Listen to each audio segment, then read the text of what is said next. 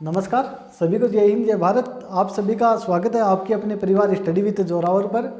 आज की क्लास में हम बात करेंगे एक ऐसे टॉपिक की जिससे हर एग्जाम में 2-3 क्वेश्चन पूछे जाते हैं। तो आज का अपना जो टॉपिक रहने वाला है वो रहेगा वाद्य यंत्र। क्या रहेगा? वाद्य यंत्र। अब आप सभी ये कहोगे कि ये तो हमको पता है जी, मुझे भी मालूम है कि आप सबको पता है कि वाद्य यंत्र क्या होते हैं और वाद्य यंत्र कौन कौन से होते हैं, ये भी आपको लगभग को पता है। लेकिन आपको ये नहीं पता है कि वाद्य यंत्र कितने प्रकार के होते हैं, कौन कौन से होते हैं, कौन सा वाद्य यंत्र कहाँ पर होते हैं, उन सभी की बातें करेंगे। तो आप बने रहिएगा मेरे साथ में। नेक्स्ट जो अपनी क्लास है इसमें पूरी क्लास में आगे तक बने रहेगा। मैं आपसे इतना कह सकता हूँ कि यदि आप पूरी क्लास को देख लेते हो तो आपका वाद्य यंत्र से क्वेश्चन है वो गलत नहीं होने दूंगा। तो आप बने रहिएगा, पूरे वाद्य यंत्र की बात करेंगे। सबसे पहले बात आती है कि वाद्य यंत्र होते क्या है। वाद्य यंत्र क्या होते हैं तो आप क्या कहोगे?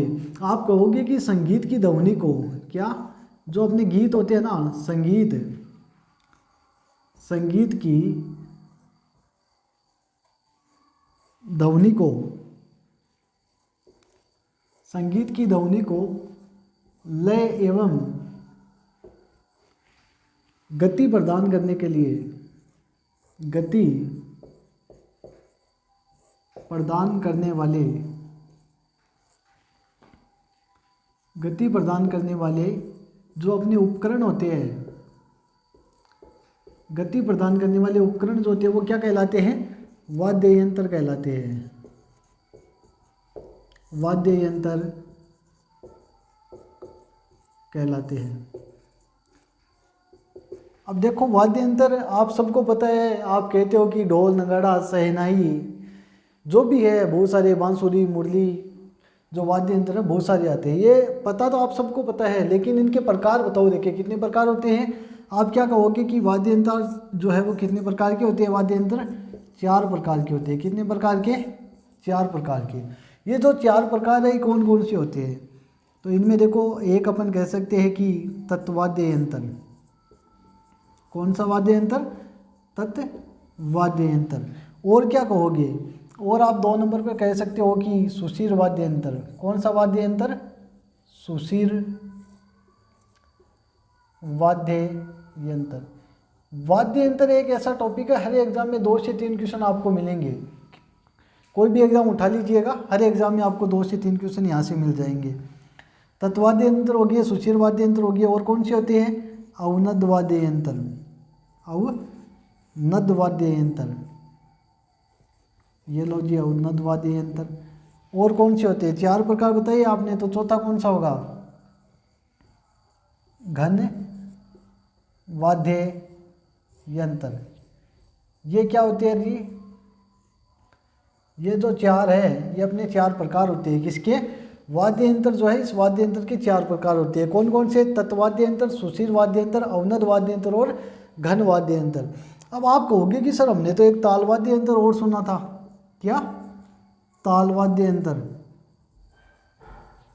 अब आप कहोगे कि ताल वाद्य यंत्र कौन सा होता है, तो मैं बता दूं आपको कि अवनद वाद्य यंत्र है, इसी को ताल वाद्य यंत्र भी कहा जाता है। क्या कहोगे? कि अवनद वाद्य यंत्र को ही ताल वाद्य यंत्र कहा जाता है। ये 4 प्रकार तो आपको पता है। अब आपसे पूछा जाए कि तत्वाद्य यंत्र कौन से होते हैं, तो आप क्या कहोगे कि तार की सहायता से जो बजाए जाते हैं ना, वो वाद्य यंत्र तत्वाद्य यंत्र कहते हैं। जैसे कि आप रावण हत्था देखते हो, तार से बजाया जा सकता है। जो भी वाद्य यंत्र आपको मिले जो तार की सहायता से बजाए जाए, वो वाद्य यंत्र क्या होता है? तत्वाद्य यंत्र होता है। फिर आप बात करते हो सुशिर वाद्य यंत्र की, कि सुशिर वाद्य यंत्र क्या होते हैं। सुशिर वाद्य यंत्र कौन से होते हैं? सुशिर वाद्य यंत्र होते हैं फूंक मारकर बजाए जाने वाले वाद्य यंत्र। कौन से? जो फूंक मारकर बजाए जाते हैं ना। आप कह सकते हो यहाँ पर मुरली है, सुशिर वाद्य यंत्र फूंक मारकर बजाए जाते हैं। सुशिर में अपना आता है वो अलगोजा, राजस्थान का राज्य वाद्य यंत्र। आपको केवल इतना ध्यान रखना है कि जो वाद्य यंत्र फूंक मारकर बजाए जाते हैं वो सुशिर वाद्य यंत्र कहलाते हैं, और जो वाद्य यंत्र तार की सहायता से बजाए जाते हैं वो तत्वाद्य यंत्र होते हैं। और क्या कहोगे कि अवनद वाद्य यंत्र कौन से होते हैं? अवनद वाद्य यंत्र को ताल वाद्य यंत्र भी कहा जाता है। ये वो वाद्य यंत्र होते हैं जिनमें चबड़ा लगा होता है, चमड़े की खाल मंडी होती है ना।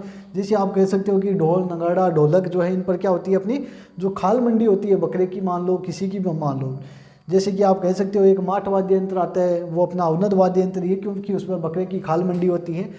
चमड़ा लगा हो, आप कह सकते हो कि चमड़े की खाल मंडी होती है, जो चमड़ा लगा होता हो ना वो अवनद वाद्य यंत्र होते हैं। फिर बात आती है घन वाद्य यंत्र की कि घन वाद्य यंत्र कौन से होते हैं। तो आप क्या कहोगे कि घन वाद्य यंत्र वो वाद्य यंत्र होते हैं जो धातु से बने होते हैं।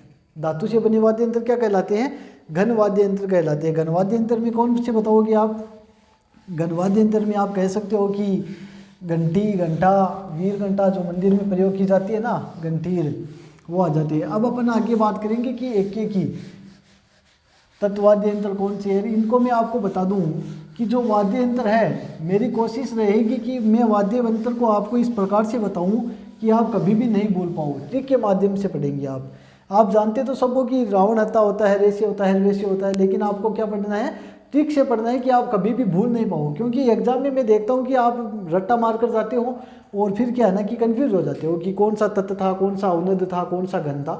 तो आपको कंफ्यूज बिल्कुल भी नहीं होना है, जैसा मैं बता रहा हूँ वैसा का वैसा याद कर लेना आप। तो सबसे पहले अपन बात करेंगे किसकी, अवनद वाद्य यंत्र की। किसकी बात कर रहे हैं, अवनद वाद्य यंत्र की। अवनद वाद्य यंत्र मैंने आपको बता दिया है कौन सा होता है, जिन पर चमड़े की खाल मंडी होती है वो होता है। तो इसके लिए आप क्या याद रखोगे कि मेरी मान ढोल डमरू नाचे कूदे। क्या ध्यान रखोगे, मेरी मान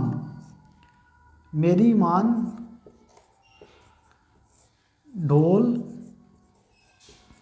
डमरू नाचे कूदे।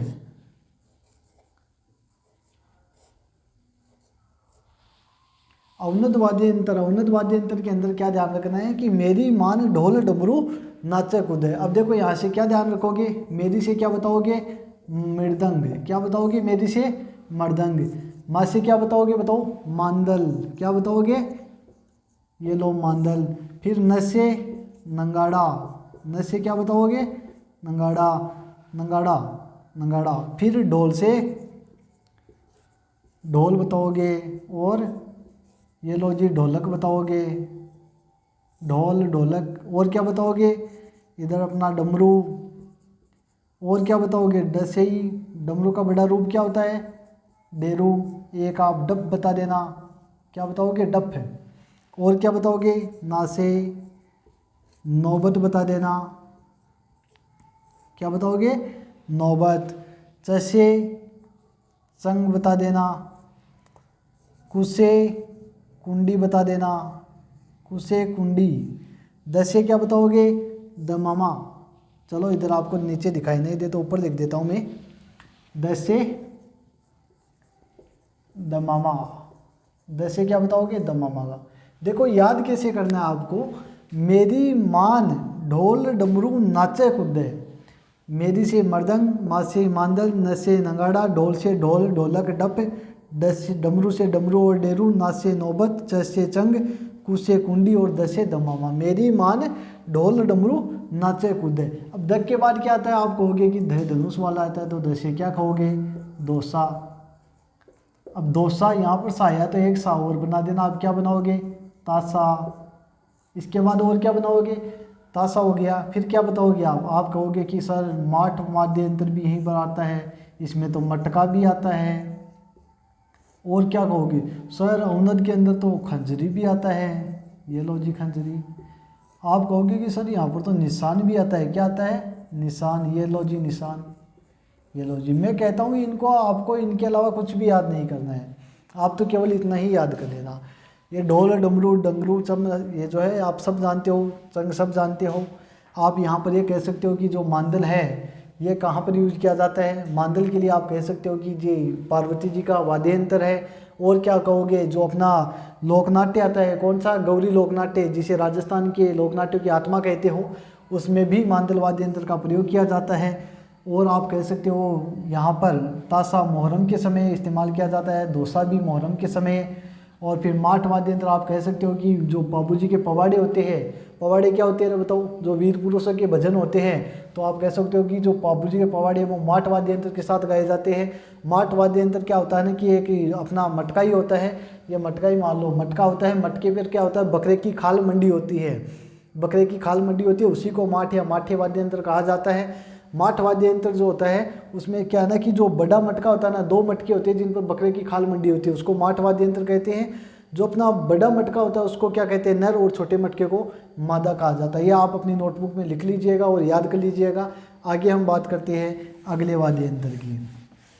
बने रहिएगा मेरे साथ, सभी वाद्य यंत्र को अपन ट्रिक के माध्यम से पढ़ेंगे और कोशिश रहेगी कि आपको ऐसा बताया जाए जिससे आप याद कर सको। मैं आपको बताऊं कि ये जो ट्रिक है ना, ये आपको एक बार के लिए मुश्किल लग सकती है, लेकिन आप जब 2 या 3 बार इसकी प्रैक्टिस कर लेते हो तो फिर मैं कहता हूँ आप कभी भी नहीं भूल पाओगे। रट्टा मारोगे उससे तो ये बहुत अच्छा रहेगा आपके लिए। और अगले अपने अवनद की बात कर ली। अवनद को ही ताल वाद्य यंत्र कहा जाता है, ये भी मैंने आपको बता दिया। अब आपको मैं बता देता हूँ कौन सा वाद्य यंत्र, घन वाद्य यंत्र। घन वाद्य यंत्र। अब ये आप कहोगे कि घन वाद्य यंत्र कौन सा होता है, तो आपको बता दिया मैंने कि जो धातु से बने वाद्य यंत्र होते हैं ना, वो घन वाद्य यंत्र होते हैं, मतलब कि ठोस धातु से बनाए जाते हैं। अब घन वाद्य यंत्र कैसे याद करोगे, देखो मैं आपको बता दूं। मैं आपको बता रहा हूँ कि कोई एक करताल नाम का व्यक्ति था। कौन था? करताल नाम का व्यक्ति है। वो क्या करता है, अपने घंटाघर के अंदर घड़ा और चरी जो है, क्या करता है रे, घंटाघर के अंदर क्या करता है, जो पानी की चरी होती है ना, वो भरने का काम करता है। लेकिन एक दिन क्या होती है, उसकी हड़ताल होती है। तो अपन क्या कहते हैं कि उसको थाली मांजने का काम देते हैं हड़ताल के दिन। क्या देते हैं, उसका काम तो क्या है, घड़ा और चरी भरने का होता है, पानी भरने का होता है, लेकिन उसकी एक दिन हड़ताल कर देती है अपन, और उसको कहते हैं कि थाली मांजनी पड़ेगी तेरे को। तो अपन क्या कहते हैं कि घंटाघर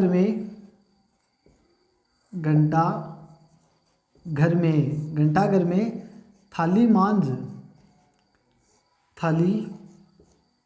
मांझ श्रीमान लगाएंगे अपन, क्योंकि साहब इज्जत तो अपन सबको देते हैं, इसलिए अपन क्या कहेंगे, घंटाघर में थाली मांझ श्रीमान करताल। क्या नाम था ना उसका? करताल था। घंटाघर में थाली मांझ श्रीमान करताल, क्योंकि आज क्या है, घड़ा चरी भरने की है हड़ताल। क्या कहोगे, आज घड़ा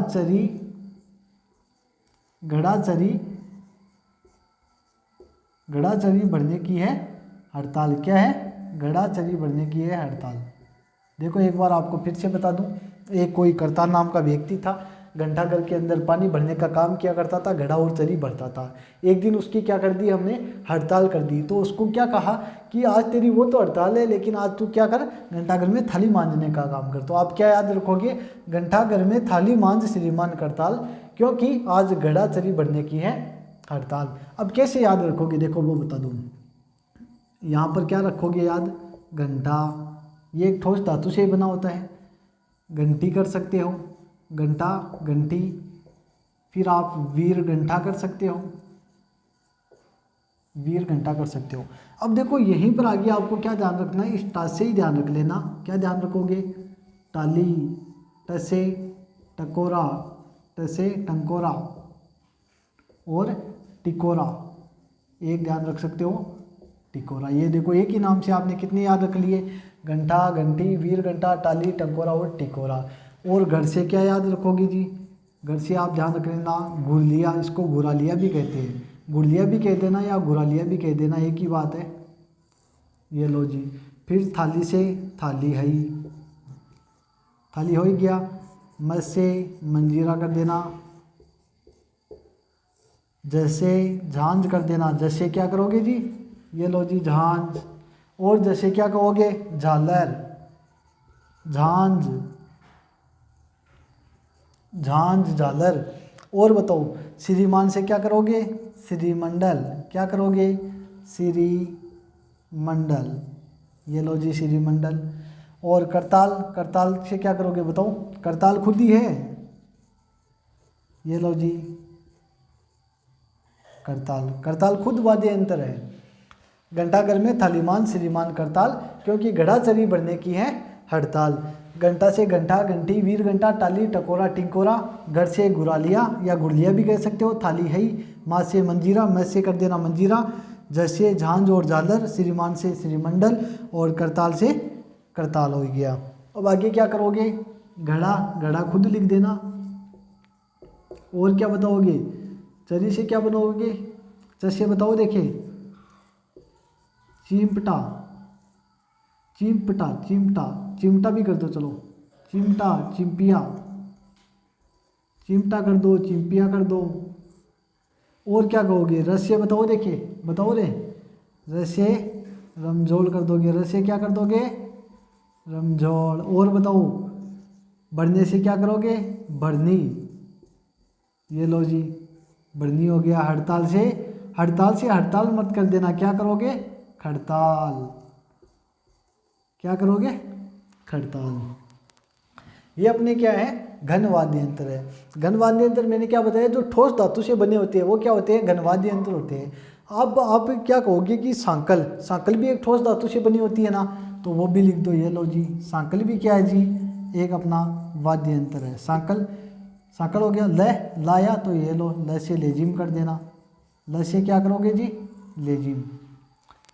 बताओ याद हुआ कि नहीं हुआ। मैं आपको बता रहा हूँ कि जैसे मैं बता रहा हूँ ना, वैसे के वैसे आप तो 2 बार प्रैक्टिस कर लेना, कभी नहीं भूल पाओगे। और इसके अलावा यदि आप खुद वैसे रट्टा मार कर याद करना चाहता हो तो मैं आपको बता दूँ, कितना भी रट्टा मार लेना, 2 दिन 3 दिन 5 दिन 10 दिन के बाद वापस आप सबके एक दूसरे के मिक्स हो जाएगा, कुछ भी याद नहीं रहेगा। अवनद कहाँ था, घन कहाँ था, सुशीर कहाँ था, कुछ याद नहीं रहेगा। ट्रिक के माध्यम से पढ़िएगा, आराम से मौज मस्ती में पढ़िएगा। चलो अब ये आपको लिखना है जी, स्क्रीनशॉट ले लीजिएगा, कुछ भी कर लीजिएगा, बार बार प्रैक्टिस आपको करनी है। अब आगे अपन बात करते हैं नेक्स्ट, आगे चलो अगले वाद्य यंत्र की। घन वाद्य यंत्र बता दिया आपको, और जो अपना अवनद वाद्य यंत्र था वो भी हो गया। अब बचा कौन सा है, सुशीर वाद्य यंत्र। एक तो सुशीर और एक तत्व वाद्य यंत्र। और ताल वाद्य यंत्र किसे कहते हैं, वो अवनद वाद्य यंत्र को ही ताल वाद्य यंत्र कहा जाता है। अब अपन किस वाद्य यंत्र की बात करेंगे, चलो बात करते हैं अपन सुशीर वाद्य यंत्र की। किसकी, ये लो जी सुशीर वाद्य यंत्र की।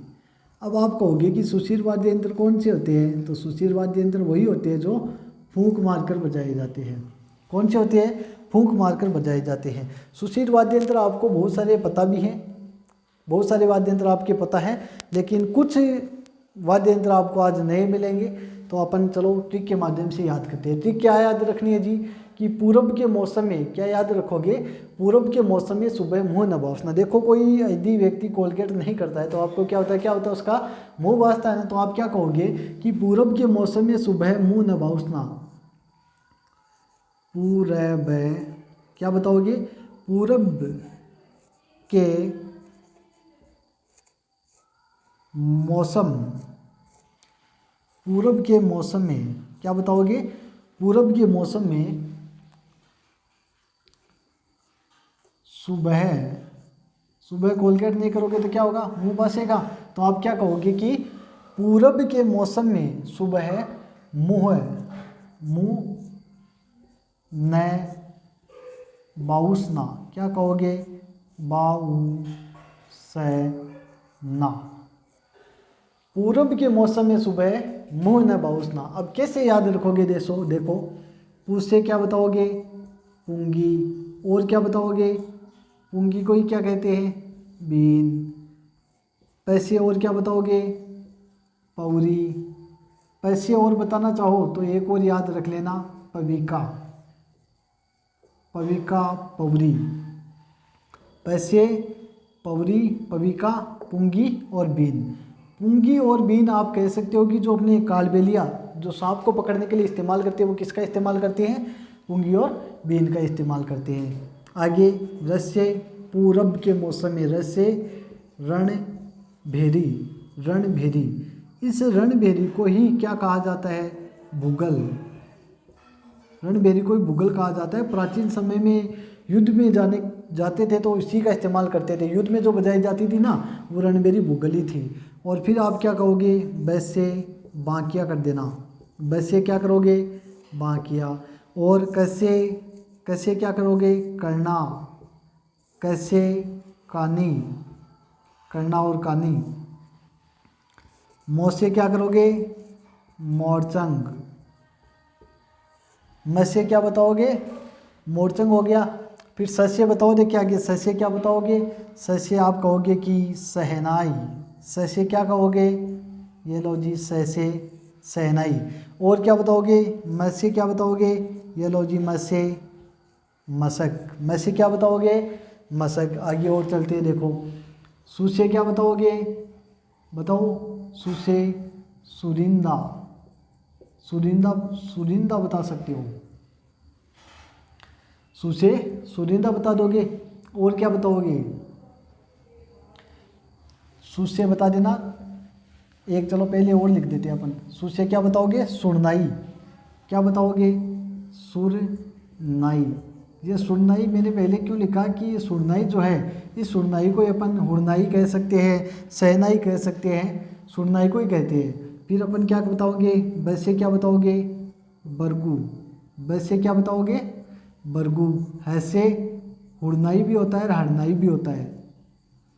ये लो जी, ये सुरनाई के जैसे ही होता है। इसको हरनाई भी कह सकते हो और हुरनाई भी कह सकते हो, दोनों ध्यान रख लेना। और मुँह से क्या बताओगे? ये लो जी, मुँह से मुरली बताओगे। क्या बताओगे? मुरली बताओगे। न से क्या बताओगे? नड़। न से क्या बताओगे? नड़। फिर बा से बांसुरी। बा से क्या बताओगे? बांसुरी। मैं आपको बता रहा हूँ कि एक दो बार प्रैक्टिस करोगे तो आपको अजीब लगेगा, लेकिन फिर आप कभी भी नहीं भूल पाओगे। उससे तो मैंने आपको न जाने कितनी बार बता चुका है कि ऊ है, इसे आप क्या बनाओगे? उदयपुर बनाते हो और सबसे पहले ए बना सकते हो। उससे सबसे पहले क्या बनाओगे? ए। ये लो जी, ए। ऐसे क्या कहोगे? अलगोजा। क्या कहोगे? अलगोजा। और यहाँ पर आया है स से क्या कहोगे? सतारा। और क्या कहोगे? शंख। सतारा और शंख। फिर ना से क्या कहोगे? ना से आप कह सकते हो कि नागफणी। नागफणी कह सकते हो। यहाँ पर नड़ आया है तो एक आप नफरी भी कह सकते हो। ये लो जी, नफरी भी कह दिया। और क्या कह सकते हो आप? और देखो मैं आपको बता दूं कि आपसे यहाँ पर आपको जो बढ़िया वाद्य यंत्र है, लोकप्रिय वाद्य यंत्र है, जो अपना राजस्थान का राज्य वाद्य यंत्र है, वो कौन सा है? अलगोजा। अलगोजा क्या है जी? अपना राजस्थान का राज्य वाद्य यंत्र है, ये आपको ध्यान रखना होता है। राजस्थान का राज्य वाद्य यंत्र कौन सा है? अलगोजा। अलगोजा के प्रसिद्ध कलाकार आपसे पूछा जाए तो आप क्या कहोगे कि इसके प्रसिद्ध कलाकार कौन थे? बताओ। रामनाथ चौधरी। रामनाथ चौधरी क्या थे? इसके प्रसिद्ध कलाकार थे। रामनाथ चौधरी ने क्या किया था कि ये वाद्य यंत्र कौन से? सुशीर। तो आप क्या कहोगे? फूंक मारकर बजाए जाते हैं। लेकिन उन्होंने क्या कहा? उन्होंने कहा कि मैं तो इसको नाक से बजा दूंगा। तो उन्होंने इसको नाक से बजाने वाले कलाकार थे, प्रसिद्ध कलाकार। अलगोजा के प्रसिद्ध कलाकार हो गए। अलगोजा राजस्थान का क्या है? राज्य वाद्य यंत्र है। ठीक है। अब और क्या ध्यान रखो कि ये जो नड़ है ना, ये नड़, ये प्रसिद्ध कर्णा भील का वाद्य यंत्र है। किसका है जी? कर्णा भील का प्रसिद्ध वाद्य यंत्र। कर्णा भील का प्रसिद्ध वाद्य यंत्र आपसे पूछा जाए तो वो नड़ है। कर्णा भील, जिसको अपनी मूंछों की लंबाई के कारण जो अपनी वर्ल्ड बुक है ना गिनीज, उसमें इसको रिकॉर्ड किया गया था। ये हो ही गए। चलो आगे और वाद्य यंत्र की बात करते हैं अपन। कौन सा बच गया अब अपना वाद्य यंत्र? अब अपन बात करेंगे तत्व वाद्य यंत्र की। कौन से वाद्य यंत्र की? तत्व वाद्य यंत्र की। चलो यहाँ पर एक दो मैं और भी बता दूँ आपको, वो भी याद रख लेना। जैसे कि अपन बात कर रहे थे यहाँ पर सुशीर की। सुशीर की तो बात करिए ना, तो स से ही ध्यान रख लेना। स से क्या ध्यान रखोगे? सिंगा। और क्या ध्यान रखोगे? सिंगी। सिंगा और सिंगी ध्यान रख लेना। और यदि आप ध्यान रखना चाहो तो क्या ध्यान रखोगे? तुरही। तुरही। तैसे एक और ध्यान रख लेना, तारपी। ये भी आप यहाँ पर ध्यान रख सकते हो, अपनी नोटबुक में नोट कर लीजिएगा और इनको बार बार कीजिएगा प्रैक्टिस। अब अपन बात करेंगे किसकी? तत्व वाद्य यंत्र की।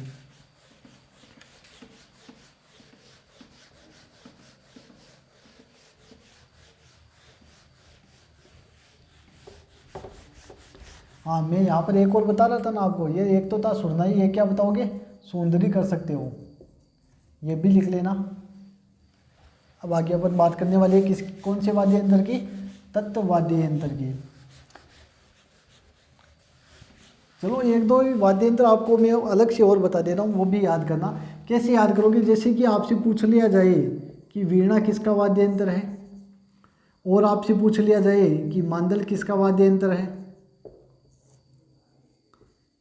और आपसे पूछ लिया जाए डमरू किसका वाद्य यंत्र है, इकतारा किसका वाद्य यंत्र है, कैसे याद रखोगे?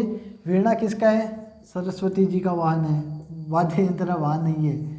सरस्वती जी का वाद्य यंत्र कौन सा है? अपना वीणा। और क्या बताओगे आप? मांदल किसका है? अभी बात की थी आपने पार्वती जी का। पार्वती जी का वाद्य यंत्र क्या है? मांदल है। और मांदल किसका है? जो अपना गौरी लोकनाट्य होता है ना, जिसे अपन कहते हैं राजस्थान के लोकनाट्यों की आत्मा, राजस्थान का मेरू नाट्य, गौरी नाट्य, उसमें मांदल का ही प्रयोग किया जाता है। डमरू, डमरू किसका है? शिव जी का। शिव जी का वाद्य यंत्र है डमरू। इकतारा किसका है? नारद जी का। नारद जी का वाद्य यंत्र क्या बताओगे? इकतारा है। इसमें एक ही तार होता है, मतलब कि एक ही तार होता है। एक तार, तार ना होते आप समझ गए, तार की सहायता से बजाया जाता है। तो कौन सा होगा? तत्वाद्य यंत्र होगा। अभी हम बात कर रहे हैं तत्वाद्य यंत्र की। चलो बात ही करते हैं तत्व की। मतलब ये आपको ऐसे नाम आ जाए ना कि जो तार से बजाए जाए, एक तार, दो तार, तीन तार, 4, 9, 16, 27, कितने भी आ जाए, तार का नाम आते ही आपको समझ जाना है कि कौन सा वाद्य यंत्र है? तत्वाद्य यंत्र है। अब अपन बात करेंगे तत्वाद्य यंत्र की। ये लो जी, किसकी बात करेंगे? तत्वाद्य यंत्र की। तत्वाद्य यंत्र की अपनी जो ट्रिक आती है, सबसे पहले तो आपको याद रखना है कि तत्वाद्य यंत्र तार की सहायता से बजाए जाते हैं। कैसे बजाए जाते हैं? तार की सहायता से बजाए जाते हैं। इसको कैसे याद रखोगे आप? याद रखने की ट्रिक बता रहा हूँ आपको कि भूत का इशारा। कैसे याद रखोगे? भूत का इशारा। भूत का इशारा पाके, भूत का इशारा पाके, इधर क्या बताओगे? भूत का इशारा पाके, चलो थोड़ा सा ऊपर लिख देता हूँ। भूत का इशारा पाके दूर स्यों बोली। कौन बोली? गुजैची। तत्वाद्यंत्र की ट्रिक आपको कैसे याद रखनी है कि भूत का इशारा पाके दूर स्यों बोली गुजची। भूत का इशारा पाके दूर स्यों बोली गुजची। तो अब देखो कैसे याद रखोगे? वैसे क्या बताओगे? बफंग। वैसे क्या बताओगे? बफंग। आगे देखो, तैसे, तैसे आप कहोगे तंबूरा। क्या कहोगे? तंबूरा। तैसे तानपुरा, तंबूरा तानपुरा। ये जो तानपुरा, इसी को क्या कहते हैं? चौतारा। तंबूरा तानपुरा चौतारा, इसी को वेणु कहते हैं। क्या कहते हैं? ये लो जी, वेणु। इसी को क्या कहेंगे? वेणु। आगे बताओ, कासे क्या करोगे? कामायचा। कामायचा कर दो या कमायचा कर दो, बात एक ही है। कामायचा भी कर सकते हो और कमायचा भी कर सकते हो, ये भी ध्यान रख लेना। कहीं आप कह दो कि एग्जाम में तो कमायचा मिला रहा, आपने कामायचा करवा दिया। भूत का इशारा पाके दूर से बोली गुजची। वैसे बफंग, तैसे तंबूरा तानपुरा चौतारा और वेणु। वेणु इसी को कहते हैं। कासे कमायचा हो गया। अब आगे क्या बचा अपना? ई। इसे क्या बताओगे? इकतारा। अभी बात की थी अपन ने इकतारा, एक तार वाला वाद्य यंत्र होता है इकतारा। फिर क्या कहोगे? देखो मैं बता दूं आपको, ई। यहाँ पर आपने स्वर से एक ही तो स्टार्ट किया। ए आ ई जो होती है वो अपने क्या होते हैं? स्वर होते हैं। तो स्वर आपने इससे स्टार्ट किया, तो एक स्वर और ध्यान रख लेना। सबसे पहले स्वर कौन सा था? ए। तो ऐसे क्या ध्यान रखोगे? अपंग। ये भी ध्यान रख लेना। फिर आप बताओगे सासे सारंगी। सासे क्या बताओगे? ये लो जी, सासे बता दिया आपने, सारंगी। फिर क्या बताओगे? रासे। ये लो जी, रासे रावण हिता। रासे क्या बताओगे? रावण हता। अब आगे और क्या बताओगे आप? देखो, पासे क्या बताओगे? पौरी। पासे क्या बताओगे? ये लो जी, पासे पावरी। पौरी मत बताना, पासे क्या बताओगे? पावरी।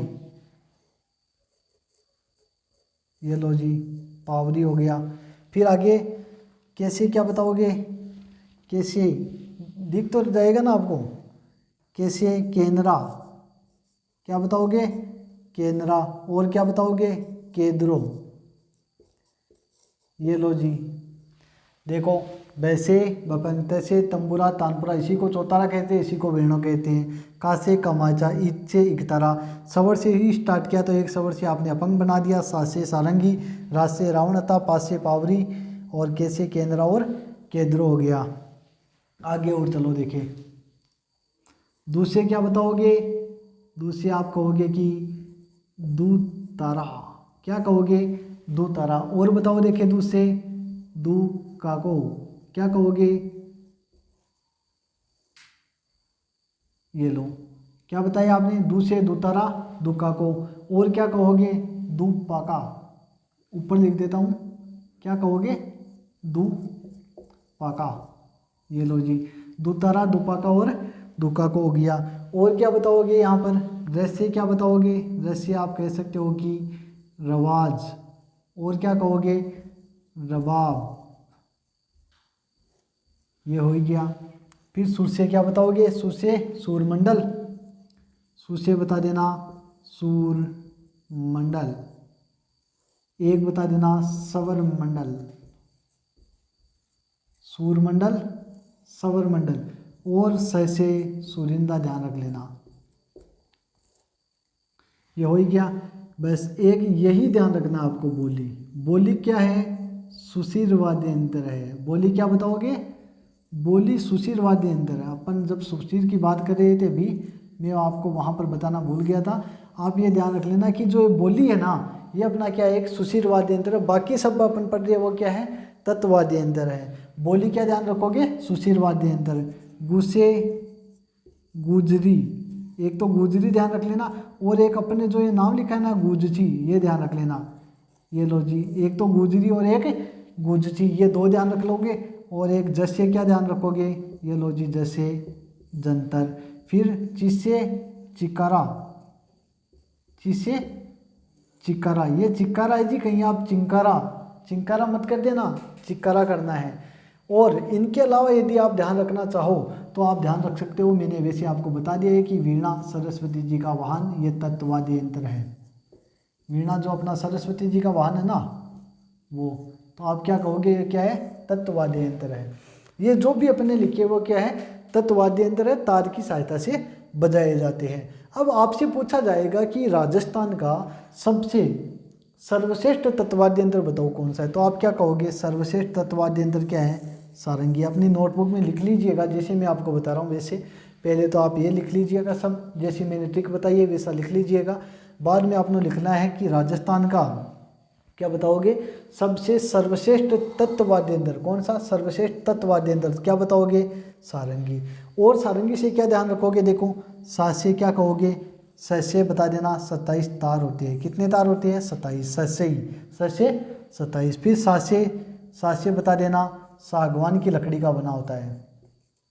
ये लो जी, आपको तो कुछ भी नहीं याद करना, 7 से 27 तार होते हैं, सा से सागवान की लकड़ी का बना होता है। राजस्थान का सबसे सर्वश्रेष्ठ तत्वाद्य यंत्र है। इसके बाद आप क्या बताओगे कि वो वाद्य यंत्र बताओ जो ईरान से यहाँ आया था, मतलब कि ईरानी वाद्य यंत्र है, क्या बताओगे, कमायचा। कैसे याद रखो जी कि कमायचा है वो ईरान से भारत में काम करने के लिए आया था, क्या कहोगे, ये ईरान से काम करने के लिए आया था, मतलब कि ये ईरानी वाद्य यंत्र है। ईरानी वाद्य यंत्र पूछा जाए तो क्या कहोगे, कमायचा अपना क्या है, ईरानी वाद्य यंत्र है। फिर आपसे पूछा जाएगा कि एक तार वाला वाद्य यंत्र बताओ, तो एक तार देखो नाम से पता चल रहा है, इक तारा, इक, एक नाम से पता चल रहा है, एक तारा। ये देखो दो तारा, नाम से पता चल रहा है, दो तार, दो तारा। ये देखो नाम से ही पता चल रहा है आपको, दो तारा। ये देख लो, तीन, ची ची ती, ची और ची, नाम से पता चल रहा है, कितने तार हैं, 3। अब आगे बताओ, 4 तार वाला बताओ, नाम से ही पता चल रहा है, क्या बताओगे, ये लो जी 4 तार वाला, चौतारा। आगे आपसे क्या पूछा जाएगा, 9 तार वाला बताओ, ये लो जी 9 तार वाला, क्या है, रावणहत्था। 9 तार वाला वाद्य यंत्र कौन सा है, रावणहत्था है। रावणहत्था के लिए आप क्या कहोगे कि राजस्थान का सबसे लोकप्रिय वाद्य यंत्र रावणहत्था, क्या बताओगे, राजस्थान का सबसे लोकप्रिय वाद्य यंत्र पूछा जाए तो रावणहत्था। और क्या कहोगे कि राजस्थान का सबसे लोकप्रिय भी है और सबसे प्राचीन तत्वाद्य यंत्र, सबसे प्राचीन तत्वाद्य यंत्र कौन सा है, अपना रावणहत्था ही है। रावणहत्था में कितने तार होते हैं, 9 तार होते हैं। और क्या कहोगे कि रावणहत्था क्या है, रावणहत्था इसका इस्तेमाल क्या कहाँ किया जाता है, पाबूजी की फड़ में। पाबूजी की फड़ में किसका इस्तेमाल किया जाता है, रावणहत्था का इस्तेमाल किया जाता है। अब आप क्वेश्चन आता है कि अपनी पाबूजी की फड़ कौन बांधते हैं, तो आप क्या कहोगे कि पाबूजी फड़ का वाचन कौन करता है, थोरी जाति के बोफे करते हैं। थोरी जाति को ही क्या कहा जाता है, नायक जाति कहा जाता है। पाबूजी किसके लोक देवता हैं, तो आप कहोगे कि बाबूजी जो है वो देवासी समाज जो है वहाँ पर अपनी रेबारी और जो जाति आती है ना, ऊँट पालक जाति, रेबारी जाति, उसके क्या है लोक देवता कह सकते हो आप, आराध्य देवता कह सकते हो।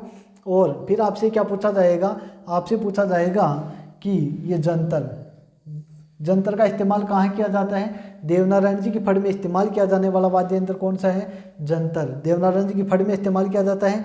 देवनारायण जी का जन्म कहाँ पर हुआ था, देखो रिलेटिव चीज़ें आपको यहीं पर ध्यान होनी चाहिए। कैसे कि यहाँ पर अपना नाम आया जंतर। जंतर किसका वाद्य यंत्र है, तो आप कहोगे कि जंतर वाद्य यंत्र तो तत्वाद्य यंत्र है, लेकिन इसका इस्तेमाल कहाँ किया जाता है, तो आप कहोगे कि देवनारायण जी की फड़ में इस्तेमाल किया जाता है। देवनारायण जी का नाम यहाँ पर आते ही आपके दिमाग में सारी चीज़ें घूमनी चाहिए। देवनारायण जी का जन्म कहाँ हुआ था, मालासर डुंगरी आसीन भीलवाड़ा में हुआ था। देवनारायण जी के पिता सबाई बोझ थे, माता इनकी शेडू घटानी थी। और क्या कहोगे कि देवनारायण जी की पत्नी पीपलदे थी, घोड़ा इनका लीलागर था, पुत्र बाला और बाली थे। और क्या कहोगे कि मंदिर भी आसीन भीलवाड़ा के अंदर बना हुआ है। देवनारायण जी इनके मंदिर में क्या कहोगे कि मूर्ति नहीं होती है इनके मंदिर में। नीम का महत्व बताया था इन्होंने, तो आप कहोगे कि इनके मंदिर के अंदर ईंट की पूजा की जाती है, नीम के पत्तों से पूजा की जाती है। औषधि का देवता देवनारायण जी को कहा जाता है। और देवनारायण जी क्या है, गुर्जर जाति के लोक देवता है। गुर्जर जाति के लोक देवता किस जाति के हैं, गुर्जर जाति के लोक देवता कौन है, देवनारायण जी है। देवनारायण जी को राज्य क्रांति का जनक कहा जाता है। देवनारायण जी औषधि के देवता इनको कहा जाता है। इन्होंने गाय के गोबर व नीम के पत्तों का महत्व बताया था। नीम के पत्तों से इनके मंदिर में ईंटों की पूजा की जाती है। और क्या कहोगे, गुर्जर जाति के लोक देवता है। आसीन भीलवाड़ा में इनका मंदिर बना हुआ है। मालासर डुंगरी आसीन भीलवाड़ा में इनका जन्म हुआ था। पिता सोईबाज हो गए। गुर्जर जाति के दो आराध्य देवता थे, कौन कौन, एक तो आपने की देवनारायण जी की, एक और कौन आते हैं, देव बाबा। एक और कौन है, देव बाबा। कौन है जी बताओ, देखें, देव बाबा। अब आप कहोगे कि ये कौन है देव बाबा, तो मैं आपको बता दूं कि देव बाबा इनका जन्म नंगला जहाज भरतपुर में हुआ था। देव बाबा इनके लिए कहा जाता है कि इन्होंने अपनी मृत्यु के बाद भी अपनी बहन इलारी का भात भरा था। क्वेश्चन पूछा गया था एग्जाम के अंदर कि किस लोक देवता ने अपनी मृत्यु के बाद भी बहन का भात भरा था। बहन का नाम है इलारी, उसका भात जो भरा था वो देव बाबा ने भरा था। देव बाबा इनको खुश करने के लिए क्या किया जाता है, 7 ग्वालों को भोजन करवाया जाता है। कितने ग्वालों को, 7 ग्वालों को भोजन करवाया जाता है देव बाबा को खुश करने के लिए। देव बाबा का वाहन आपसे पूछ सकते हैं, देव बाबा का वाहन क्या है, भैंसा। भैंसा किस लोक देवता का वाहन है, देव बाबा का वाहन है। और आप क्या कहोगे कि देव बाबा को खुश करने के लिए 7 ग्वालों को भोजन करवाया जाता ही है।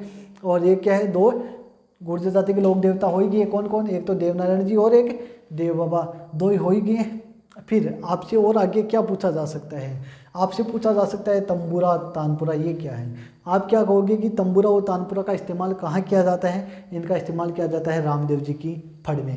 रामदेव जी की फड़ में किसका इस्तेमाल किया जाता है, तंबूरा और तानपुरा का। रामदेव जी की फड़ में रावण हत्या का भी इस्तेमाल किया जाता है, साथ में रावण हत्या का इस्तेमाल भी किया जाता है, तंबूरा और तानपुरा का भी इस्तेमाल किया जाता है। अब रामदेव जी का नाम आते ही आपके दिमाग में सारी चीज़ें घूमनी चाहिए। रामदेव जी के फड़ का वाचन कौन करता है, तो आप कहोगे कि सर वाचन तो कामर जाति के भोपे करते हैं। कौन करवाता है वाचन, कोली और भामी जातियों के द्वारा वाचन करवाया जाता है। और रामदेव जी की क्या कहोगे कि इनका जन्म कहाँ पर हुआ था, तो आप कहोगे कि इनका जन्म उड़ू कश्मीर बाड़मेर में हुआ था। पिता अजमाल जी थे, पोखरण के सामंत थे। और ये रामदेव जी है वो तंवर वंश के थे, अर्जुन के वंशज कहलाते हैं। माता कौन थी, मेणादेरा लाल कहते हैं, तो माता मेणादे। नेतलदेरा भरतार, तो इनकी पत्नी कौन थी, नेतलदे या निहाल दे कहाँ की थी, अमरकोट की थी। अमरकोट को वर्तमान में उमरकोट कहा जाता है। अमरकोट के सोडा राजकुमार दलेल सिंह सोडा की पुत्री थी। इनके जो रामदेव जी के अपने कह सकते हैं कि गुरु कौन थे, गुरु इनके बालीनाथ जी थे। और बालीनाथ जी का मंदिर मसूरिया पहाड़ी जोधपुर के अंदर बना हुआ है। और क्या कहोगे कि जो बालीनाथ जी है वो इनके मौसेर भाई है, किसके, मौसेर भाई कौन थे, रामदेव जी के, हड़बू जी के गुरु भी कौन थे, बालीनाथ जी थे। तो आप क्या कहोगे कि रामदेव जी और हड़बू जी दोनों क्या है, अपने मौसेरे भाई थे। और इन दोनों के गुरु कौन है, बालीनाथ जी। मतलब कि कोई नाम आ जाए तो उसकी सारी चीज़ें ना वो आपके दिमाग में घूमनी चाहिए। और वो तब तक घूमेगी ना, तब तक आपको जितनी बार घूमेगी उतना ही अच्छा आपको याद होता रहेगा। तो और क्या कह सकते हो कि रामदेव जी के घोड़ा इनका कौन था, रामदेव जी का घोड़ा लीला था जिसको खेत कहते हैं। रामदेव जी के गीत जो है वो ब्यावले कहलाते हैं। रामदेव जी के पैर के भाग जो होते हैं पगले, उनकी पूजा की जाती है। रामदेव जी के गुरु आपने बालीनाथ जी की बात कर दी और इनके मौसेरे भाई हड़बू जी की बात ने आपने की, तो हड़बू जी के लिए आप कहोगे कि इनके पिता मेहरा सांगला थे, माता सौभाग्य देवी थी, और कहोगे कि हड़बू जी सांगला इनको वचनशील पुरुष कहा जाता है। और क्या कहते हैं हड़बू जी सांगला इनको क्या कहते हैं बताओ, ज्योतिषी कहते हैं, भविष्य वक्ता कहते हैं। इन्होंने राव जोधा को मंडोर जीतने का आशीर्वाद दिया था, अपनी कटार भेंट की थी। राव जोधा जो है उन्होंने मंडोर जीतने के बाद इनको बेंगटिंग के अंदर एक जागीर दी थी 52 बीघा जमीन दी थी, जिसे बावनी जागीर कहा जाता है। बेंगटिंग के अंदर इनका मंदिर बना हुआ है। बेंगटिंग में हड़बू जी गायों की सेवा किया करते थे। बेंगटिंग में जो मंदिर का निर्माण करवाया वो मारवाड़ के शासक अजीत सिंह ने करवाया था। ये तमाम बातें आपके दिमाग में घूमनी चाहिए। हड़बू जी जो है इनकी जो वाहन है वो बैलगाड़ी आता है, जिसे आप सियार कहते हो। इनका मेला शायद शुक्ल षष्ठी को पड़ता है, माघ शुक्ल षष्ठी को पड़ता है। और आप कह सकते हो कि रामदेव जी के मौसेरे के भाई थे जो इनके गुरु बालीनाथ जी, जिनका मंदिर मसूलिया पहाड़ी जोधपुर पर बना हुआ था। ये तमाम बातें आपके दिमाग में घूमने चाहिए। और आप कह सकते हो कि रामदेव जी जो थे इन्होंने कुल कितने पर्चे दिखाए थे, आपसे पूछे जाए तो आप कहोगे कि रामदेव जी ने टोटल 24 पर्चे दिखाए थे। 24वां पर्चा, अंतिम पर्चा जो है वो अपने मौसेरे भाई हड़बू जी को दिखाया था। हड़बू जी का जन्म सांकला परिवार में हुआ था। एक लोग देखते और बताओ देखिए जिनका जन्म जो है वो सांकला परिवार में हुआ था, कौन थे वो बताओ। हड़बू जी सांकला, और कौन थे, मेहाजी मांगलिया। मेहाजी मांगलिया कहलाते हैं, लेकिन उनका जन्म जो है वो बुंडेल नागौर में एक सांकला परिवार में हुआ था। पिता उनके गोपाल राव सांकला थे। किनके, मेहाजी मांगलिया। पिता कौन थे, गोपाल राव सांकला, मेहाजी मांगलिया। ये आप अपनी नोटबुक में लिख लीजिएगा, मैं आपको आगे और बात करते हैं वो बताता हूँ। अब अपन क्या कहेंगे कि जो मेहाजी मांगलिया है ना, उनका जन्म तो बुंडेल नागौर में हुआ था। मेहाजी मांगलिया जन्म उनका सांकला परिवार में हुआ, तो फिर वो मांगलिया कैसे कहलाए। तो मैं आपको बता दूं कि जो मेहाजी मांगलिया है उनका जन्म तो आप सही बता रहे हो कि बुंडेल नागौर में हुआ था, सांकला परिवार में जन्म हुआ था, ये भी आपकी सही बात है। लेकिन आप क्या कहोगे कि उनका जो लालन पालन है ना वो उनके गाँव कहाँ पर, ननिहाल। ननिहाल का गाँव कौन सा था उनका, ननिहाल नाम क्या था, टापू था। टापू कह दो या टापू कह दो, ओसिया जोधपुर में आता है, वहाँ पर हुआ था इनका लालन पालन। कहाँ हुआ, टापू गांव ओसिया जोधपुर में। किस गोत्र में हुआ, तो आप कहोगे कि मांगलिया गोत्र में हुआ था। मांगलिया गोत्र में हुआ था, ओसिया टापू के अंदर मांगलिया गोत्र में इनका ननिहाल के अंदर लालन पालन हुआ था। इस कारण ये मांगलिया कहलाए थे। इस कारण इनको मेहाजी मांगलिया कहा जाता है। मेहाजी मांगलिया कहा जाता है। इनका घोड़ा किरड़ काबरा, मेहाजी मांगलिया। ये देखो तमाम बातें है ना, ये हम जब लोक देवता पढ़ेंगे तब इनकी विस्तार से बातचीत करेंगे। लेकिन मेरा कहने का मतलब ये है कि आपके जब कोई भी एक चीज़ दिमाग यहाँ पर नाव दिखाई देना, तो उसकी सारी चीज़ें ऑटोमेटिक आपके दिमाग में घूमनी चाहिए, तब आप जाकर सब कुछ याद कर पाओगे। मेहाजी का मांगलिया घोड़ा किरड़ काबड़ा था, पुत्र इनका अलहण था, और मेहाजी मांगलिया पिता गोपाल राव सांकला थे। ये तमाम बातें आपके दिमाग में घूमनी चाहिए। मेहाजी मांगलिया इनके कहा जाता है कि पुजारी जो होते हैं उनके बोफे, जिसको आप पुजारी कहते हो, उसकी वंशवृद्धि नहीं होती, ऐसा भी इनके लिए कहा जाता है। ये तमाम बातें आपके दिमाग में क्या होनी चाहिए, घूमनी चाहिए। फिर आप कहोगे कि जो अपन बात कर रहे थे कि कामड़ जाति के बोफे रामदेव जी की फड़ का वाचन करते थे। फिर आप कहोगे कि क्या कहोगे, और क्या कहना है कि रामदेव जी के जो है उनको कुष्ठ रोग निवारक देवता और हैजा रोग निवारक देवता भी उनको कहा जाता है। रामसा पीर कहा जाता है, पीरों का पीर कहा जाता है। रामदेव जी का मेला कहाँ बढ़ता है, रामदेव जी का मेला आप कहोगे सर मारवाड़ के अंदर बढ़ता है। मारवाड़ का कुंभ कहते हैं। किसे कहते हैं मारवाड़ का कुंभ, बताओ देखिए। जो रामदेवरा के अंदर मेला बढ़ता है उसको रामदेव जी क्या कहते हैं, मारवाड़ का कुंभ कहते हैं। रामदेव जी का जो रामदेवरा के अंदर मंदिर है वहाँ पर क्या है जी, वहाँ पर रामदेव जी को कपड़े के घोड़े चढ़ाए जाते हैं। एक क्वेश्चन पूछा गया था कि रामदेव जी के लकड़ी के घोड़े कहाँ पर चढ़ाए जाते हैं, तो आप क्या बताओगे कि जो लकड़ी के घोड़े हैं ना, रामदेव जी के लकड़ी के घोड़े किस मंदिर में चढ़ाए जाते हैं, तो आप कहोगे कि उड्डू कश्मीर के अंदर, उड्डू कश्मीर बाड़मेर में 2019 में एक नए मंदिर का निर्माण करवाया गया था। पीले पत्थरों से मंदिर का निर्माण करवाया गया था। क्या कहोगे कि उड्डू कश्मीर बाड़मेर के अंदर 2019 में पीले पत्थरों से एक मंदिर का निर्माण करवाया गया था। वहाँ पर इनको लकड़ी के घोड़े चढ़ाए जाते हैं। कपड़े के घोड़े रामदेव जी के पोखरण जैसलमेर के प्रसिद्ध है, जो कहाँ पर चढ़ाए जाते हैं, रुणीचा रामदेवरा मंदिर है वहाँ पर चढ़ाए जाते हैं। रामदेवरा में जो मंदिर है वहाँ पर मेला जो बढ़ता है वो कब बढ़ता है, भाद्रपद शुक्ल द्वितीया। क्या कहोगे कि भाद्रपद शुक्ल द्वितीया से लेकर के अपनी जो दशमी आती है वहाँ तक इनका मेला बढ़ता है, और भाद्रपद शुक्ल द्वितीया को ही इनका क्या होता है, जन्म होता है। और आप क्या कहोगे कि जो इनका मेला है वो राजस्थान का छोटा रामदेवरा है, वहाँ पर भी बढ़ता है। अब आपके दिमाग में बात घूमनी चाहिए, राजस्थान का छोटा रामदेवरा किसे कहते हैं? खुंडियास अजमेर को कहते हैं। इनका जो मेला है वो कहाँ बढ़ता है? भारत का छोटा रामदेवरा में भी बढ़ता है। भारत का छोटा रामदेवरा किसे कहते हैं? जूनागढ़ गुजरात को कहते हैं। किसको कहते हैं? जूनागढ़ गुजरात को कहते हैं। ये तमाम बातें आपके दिमाग में घूमनी चाहिए। रामदेव जी ने एक राक्षस का वध किया था, कहाँ पर किया था? सातलमेर के अंदर। रामदेव जी ने कहाँ पर वध किया था? तो आप कहोगे कि सातलमेर में। ये देख लो जी, सातलमेर के अंदर रामदेव जी ने क्या किया था? भैरव राक्षस का वध किया था। सातलमेर शहर किसने बताया था? राव सातल ने बताया था। सातल ने क्या किया था? सातलमेर शहर बसाया था। इसी का भाई राव बिका था जाकर बीकानेर में, बीकानेर की स्थापना राव बिका ने की थी। ये तमाम बातें रिलेटिव है वो आपके दिमाग में घूमनी चाहिए।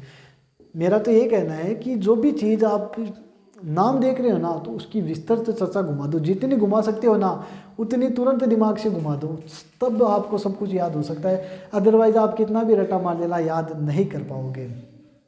और क्या बता सकते हो कि रामदेव जी की धर्म की बहन कौन थी? धर्म की बहन तो सर डालीबाई थी। कौन थी जी? धर्म की बहन डालीबाई थी। डालीबाई ने क्या किया, जब रामदेव जी समाधि ले रहे थे तो उन्होंने कहा कि पहले समाधि मैं लूँगी। तो डालीबाई जो है इन्होंने भाद्र शुक्ल दशमी को समाधि ली। फिर इसके बाद एक दिन के बाद रामदेव जी ने समाधि ली थी। रामदेव जी ने समाधि कब ली थी? तो आप कहोगे कि सर एकादशी को ली थी। एकादशी को मतलब कि 11 को रामदेव जी ने समाधि ली थी, दशमी को डालीबाई ने समाधि ली थी। डालीबाई को क्या कहा जाता है? डालीबाई को मेघवाल जाति की शिष्या कहा जाता है। डालीबाई को क्या कहा जाता है? मेघवाल जाति की शिष्या कहा जाता है। रामदेव जी की शिष्या किसे कहा जाता है? आई माता को रामदेव जी की शिष्या कहा जाता है। आई माता कौन सी?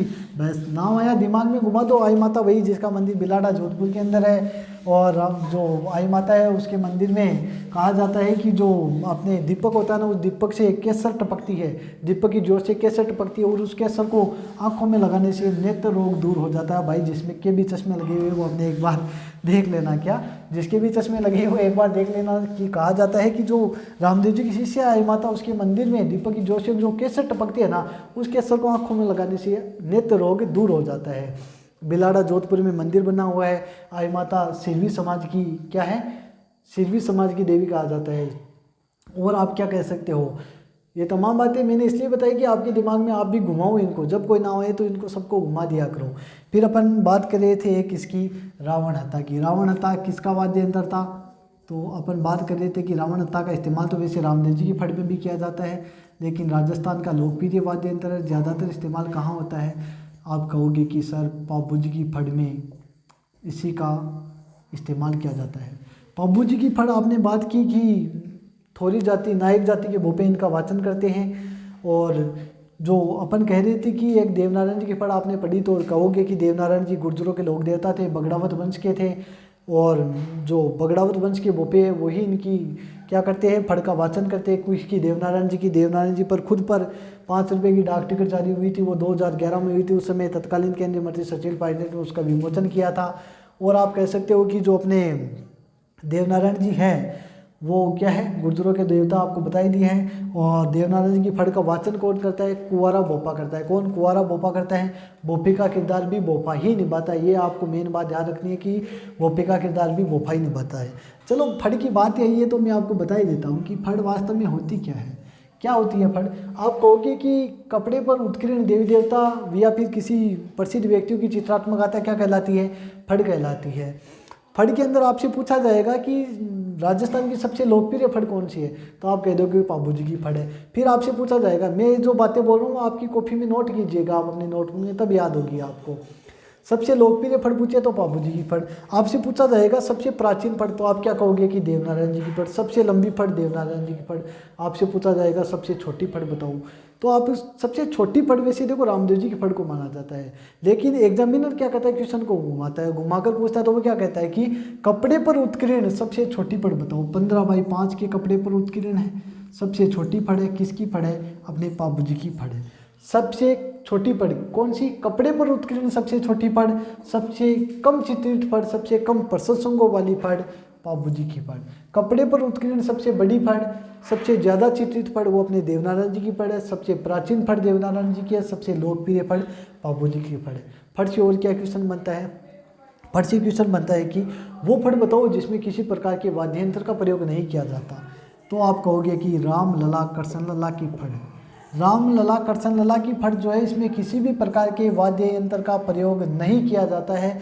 और क्या क्वेश्चन बनता है, वो फट बताओ जिसका वाचन दिन में किया जाता है। जो ज़्यादातर फड़ है, जैसे आप कहते हो कि पाबू जी की फड़ है, देवनारायण जी की फड़ है, रामदेव जी की फड़ है, इनका वाचन रात के समय किया जाता है। लेकिन राम लला कृष्ण लला की फड़ का वाचन दिन में किया जाता है, किसी प्रकार के वाद्य यंत्र का प्रयोग नहीं किया जाता। एक ऐसी फड़ पूछी जाती है जिसका वाचन नहीं किया जाता, पूजा की जाती है, वो बताओ। देखिए तो आप क्या कहोगे कि सर फड़ का तो वैसे वाचन ही किया जाता है, पूजा कब की जाने लगी? तो आपको बताना है कि भस्मासुर की फड़। क्या बताओगे? भस्मासुर की फड़ है ना, इसका सर वाचन नहीं किया जाता, इसकी तो पूजा की जाती है। अब पूजा कौन करता है? तो आप कहोगे कि सर बागड़ी जाति के लोग जो है ना, किस जाति के रे? बागड़ी जाति के लोग सर इसकी पूजा करते हैं। कब करते हैं सर? वो तो चोरी करने जाते हैं ना, तब इसकी पूजा करके जाते हैं। बागड़ी जाति के लोग चोरी करने से पूर्व भस्मासुर की फड़ का क्या करते हैं? वाचन करते हैं। वाचन नहीं करते, पूजा करते हैं।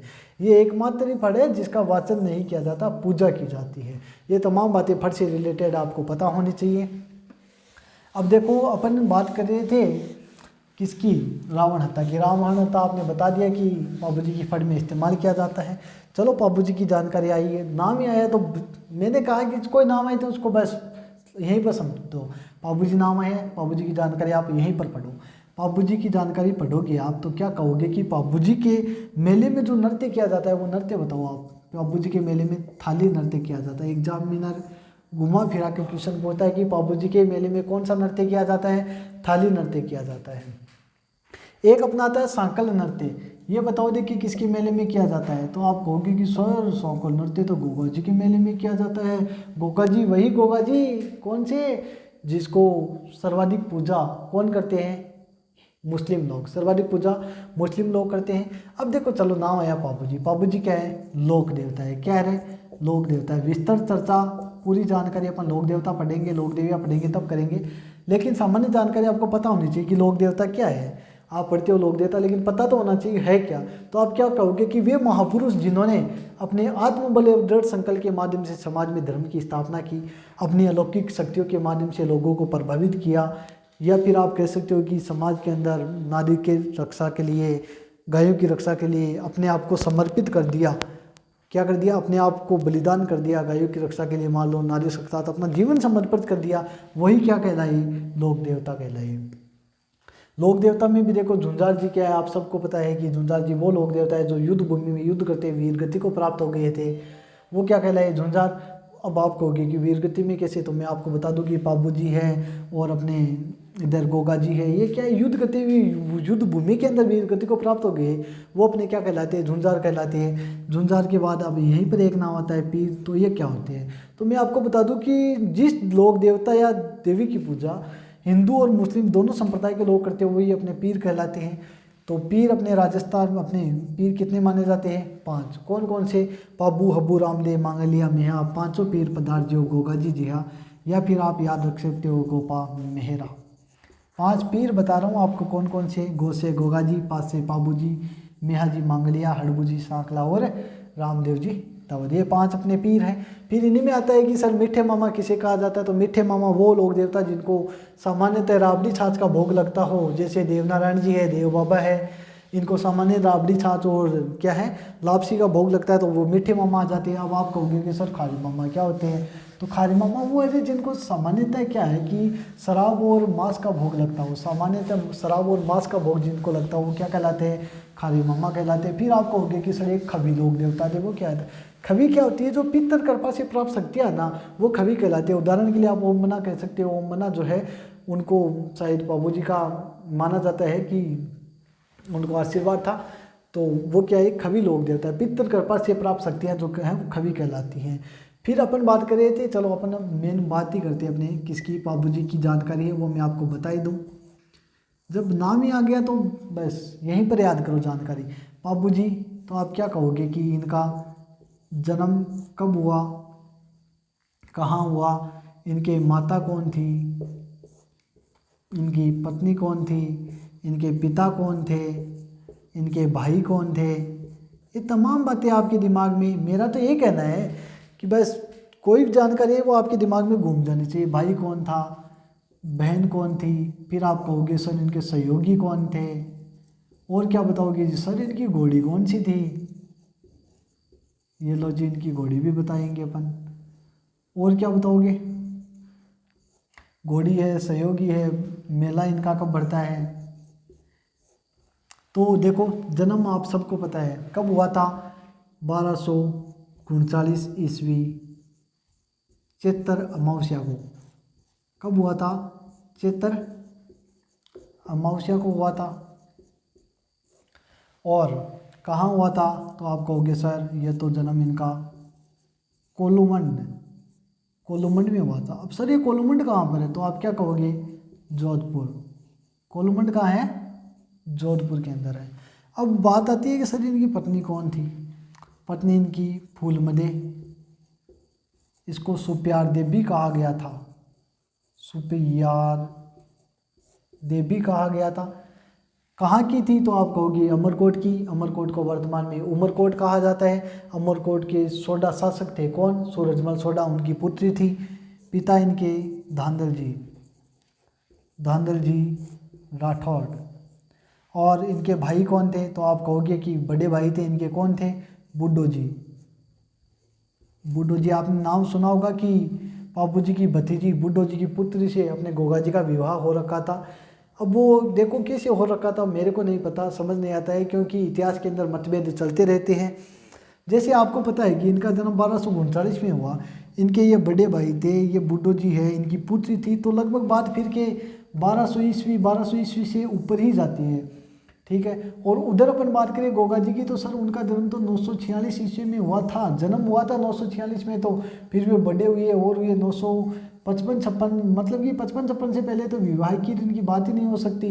तो कहाँ 955 और कहाँ 1200 ईस्वी, इतिहास के अंदर मतभेद चलता रहता है, लेकिन जो इतिहास में लिखा हुआ है वही अपन को पढ़ना होता है और वही पढ़ाना होता है। अभी इनका विवाह कैसे हो रखा था वो तो शायद मेरे को भी नहीं, लेकिन ये सुना आपने सब ने होगा, पढ़ा सब ने होगा कि बात आती है कि बाबू जी की भतीजी बुड्ढो जी की पुत्री जो थी उसका विवाह गोगा जी से हो रखा था। अब वो पता नहीं, इतिहास में मतभेद बहुत ज़्यादा चलते रहते हैं। फिर अपन इनकी बात करें बहन की, तो बहन कौन थी इनकी? बहन बताओ, देखिए बहन थी इनकी चंद्रकुवरी, चंद्रकुवरी इनकी बहन थी। अब मैं आपको बता दूं ये चंद्रकुवरी है ना, इसी का पति इनका बहनोई आप कह सकते हो जिंदराव देखो ये खिजीता जायल नागौर का था। सहयोगी चांदा और डामा दो भील भाई थे, चांदा और डामा दो भील भाई थे। ये दो भील भाई है ना, इनको बाबूजी अपने सगे भाइयों से भी बढ़कर मानते थे, चांदा और डामा को। घोड़ी आपको सबको पता है इनकी केसर कालवी थी, कौन सी थी रे? घोड़ी इनकी केसर कालवी थी। ये केसर कालवी आपको पता होनी चाहिए, देवल चारणी की घोड़ी थी। मेला इनका जन्म के अवसर पर चैत्र अमावस्या को भरा जाता है, ये आपको सबको पता है। अब देखो माता, अब देखो इनकी जो कहानी है वो मैं आपको बताई दूँ। पहले तो आपको क्या ध्यान रखना है कि बाबूजी जो है इनको हाड़ फाड़ वाले देवता कहते हैं और इनको फलेक रक्षक देवता कहा जाता है। लक्ष्मण का अवतार माना जाता है। बाबूजी को रायका रेबारी जाति का आराध्य देवता कहा जाता है, देवासी समाज के मुख्य देवता कहा जाता है। ऊँट के बीमार होने पर इनका क्या किया जाता है? बाबूजी को याद किया जाता है। ऊँटों के देवता कौन है? ऊँटों के देवता बाबूजी को कहा जाता है। लेकिन एग्जाम में क्वेश्चन क्या पूछा गया कि ऊँट किस देवता का वाहन है? ये देखो एग्जाम में क्वेश्चन पूछा गया था कि ऊँट किस देवता का वाहन है, और बच्चों ने आंसर दिया बाबूजी। मैं आपको बता दूं ऊँट बाबूजी का क्या है? वाहन नहीं है। ऊँटों के देवता बाबूजी है, लेकिन वाहन जो है वो ऊँट बाबूजी का नहीं है। तो आप कहोगी ऊँट किसका वाहन है? तो मैं आपको बता दूं ऊँट जो है वो अपना बलजी बुर्जी का वाहन है। आप कहोगी बलजी बुर्जी कौन? सर वही बलजी बुर्जी जो डूंगजी जोहार जी के पोते थे, उनका वाहन क्या है? ऊँट है। और क्या कहोगे कि सर भोलिया भूत जिसका मंदिर खमनोर राजसमंद के अंदर बना हुआ है उसका वाहन ऊँट है। लेकिन ऊँट वाहन बाबूजी का नहीं है, ऊँटों के देवता बाबूजी है। इनको हाड़ फाड़ वाले देवता, लक्ष्मण का अवतार, कर्सन का अवतार कहा गया। इनको फलेक रक्षक देवता कहा गया। इन्होंने गुजरात से 7 थोरी भाई आए थे। जब कहा जाता है कि गुजरात के शासक जो थे उन्होंने 7 थोरी भाइयों की जब उनको निकाल दिया या फिर कुछ विरोध चल रहा था तो वो भागकर बाबूजी के पास आए थे। 7 थोरी भाइयों को इन्होंने बाबूजी ने शरण दी थी। और कह सकते हो आपकी बाबूजी की संबंधित पुस्तकों की बात करना चाहो तो मैं आपको बता दूं कि इनकी पुस्तक बाबूजी की बात आप सब जानते हो लक्ष्मी कुमारी चुंडावत ने लिखी। लक्ष्मी कुमारी चुंडावत नाम आया, जन्म कहाँ हुआ? 1916 देवगढ़ राजसमंद में जन्म हुआ। लक्ष्मी कुमारी चुंडावत 1900 क्या कहोगे कि 72 से 78 तक राज्यसभा की सांसद रही। लक्ष्मी कुमारी चुंडावत की अन्य पुस्तकें बता सकते हो क्या आप? तो आप कहोगे कि सर इन्होंने तो वो लिखी थी, कौन सी लिखी थी रे? पद्मावत नामक ग्रंथ लिखा था, किसने लिखा था? पद्मावत नामक ग्रंथ मलिक मोहम्मद जायसी ने लिखा था, लक्ष्मी कुमारी चुंडावत ने नहीं लिखा था। लक्ष्मी कुमारी चुंडावत ने क्या लिखा था? मुम्मल गीत मुम्मल है, मंजली रात, टाबरारी बाता, अमोलक बाता, फेरे चक्रवात है, हुकारो 200, लव स्टोरी ऑफ राजस्थान, ये तमाम पुस्तकें लक्ष्मी कुमारी चुंडावत ने लिखी थी। और फिर बात आती है सर पापूजीरा दुहा किसने लिखा? लंगराज ने लिखा। पापूजीरी जो एक पुस्तक आती है वो दुहा, पापूजीरा दुहा लंगराज ने लिख दिया। फिर पापूजीरा छंद किसने लिखा? पापूजीरा छंद तो सर मोरजी किसने लिखा बताओ? पापूजीरा छंद, पापूजीरा छंद लिखा बिट्टू मेहा ने। सर बिट्टू मेहा ने पापूजीरा छंद लिखा। फिर राव जयसिंह छंद किसने लिखा? वो बिट्टू सुजा ने लिखा। ये तमाम बातें आपके दिमाग में घूमनी चाहिए। ये इनकी बात होगी। अब अपन बात करें कि सर इनकी माता नहीं बताई। ये माता हमने क्यों नहीं बताई? सर इनकी माता क्या है? इसका नाम कमलादी और एक परी थी। सर इनकी माता और परी कैसे हो सकती है? तो चलो मैं आपको बताता हूँ कि पाबूजी का जन्म कैसे हुआ था और कहाँ पर हुआ था। ये एक अपनी कहानी निकल कर आती है, वो आप सबको पता होनी चाहिए। तो आपको सबको पता है कि अपना एक मारवाड़ शासक आता है। ये जो मारवाड़ है ना, मारवाड़ में किसका शासन था? आप सबको पता है कि राठौड़ वंश का शासन था। मारवाड़ के अंदर किसका शासन था?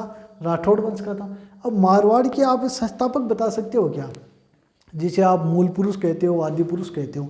देखो संस्थापक की बात आएगी तो आप कह सकते हो कि सर हम तो राव चूड़ा को भी कहते हैं, हम तो राव सिंहा को भी कहते हैं, लेकिन जिसको आप मूल पुरुष आदि पुरुष कहते हो वो कौन है?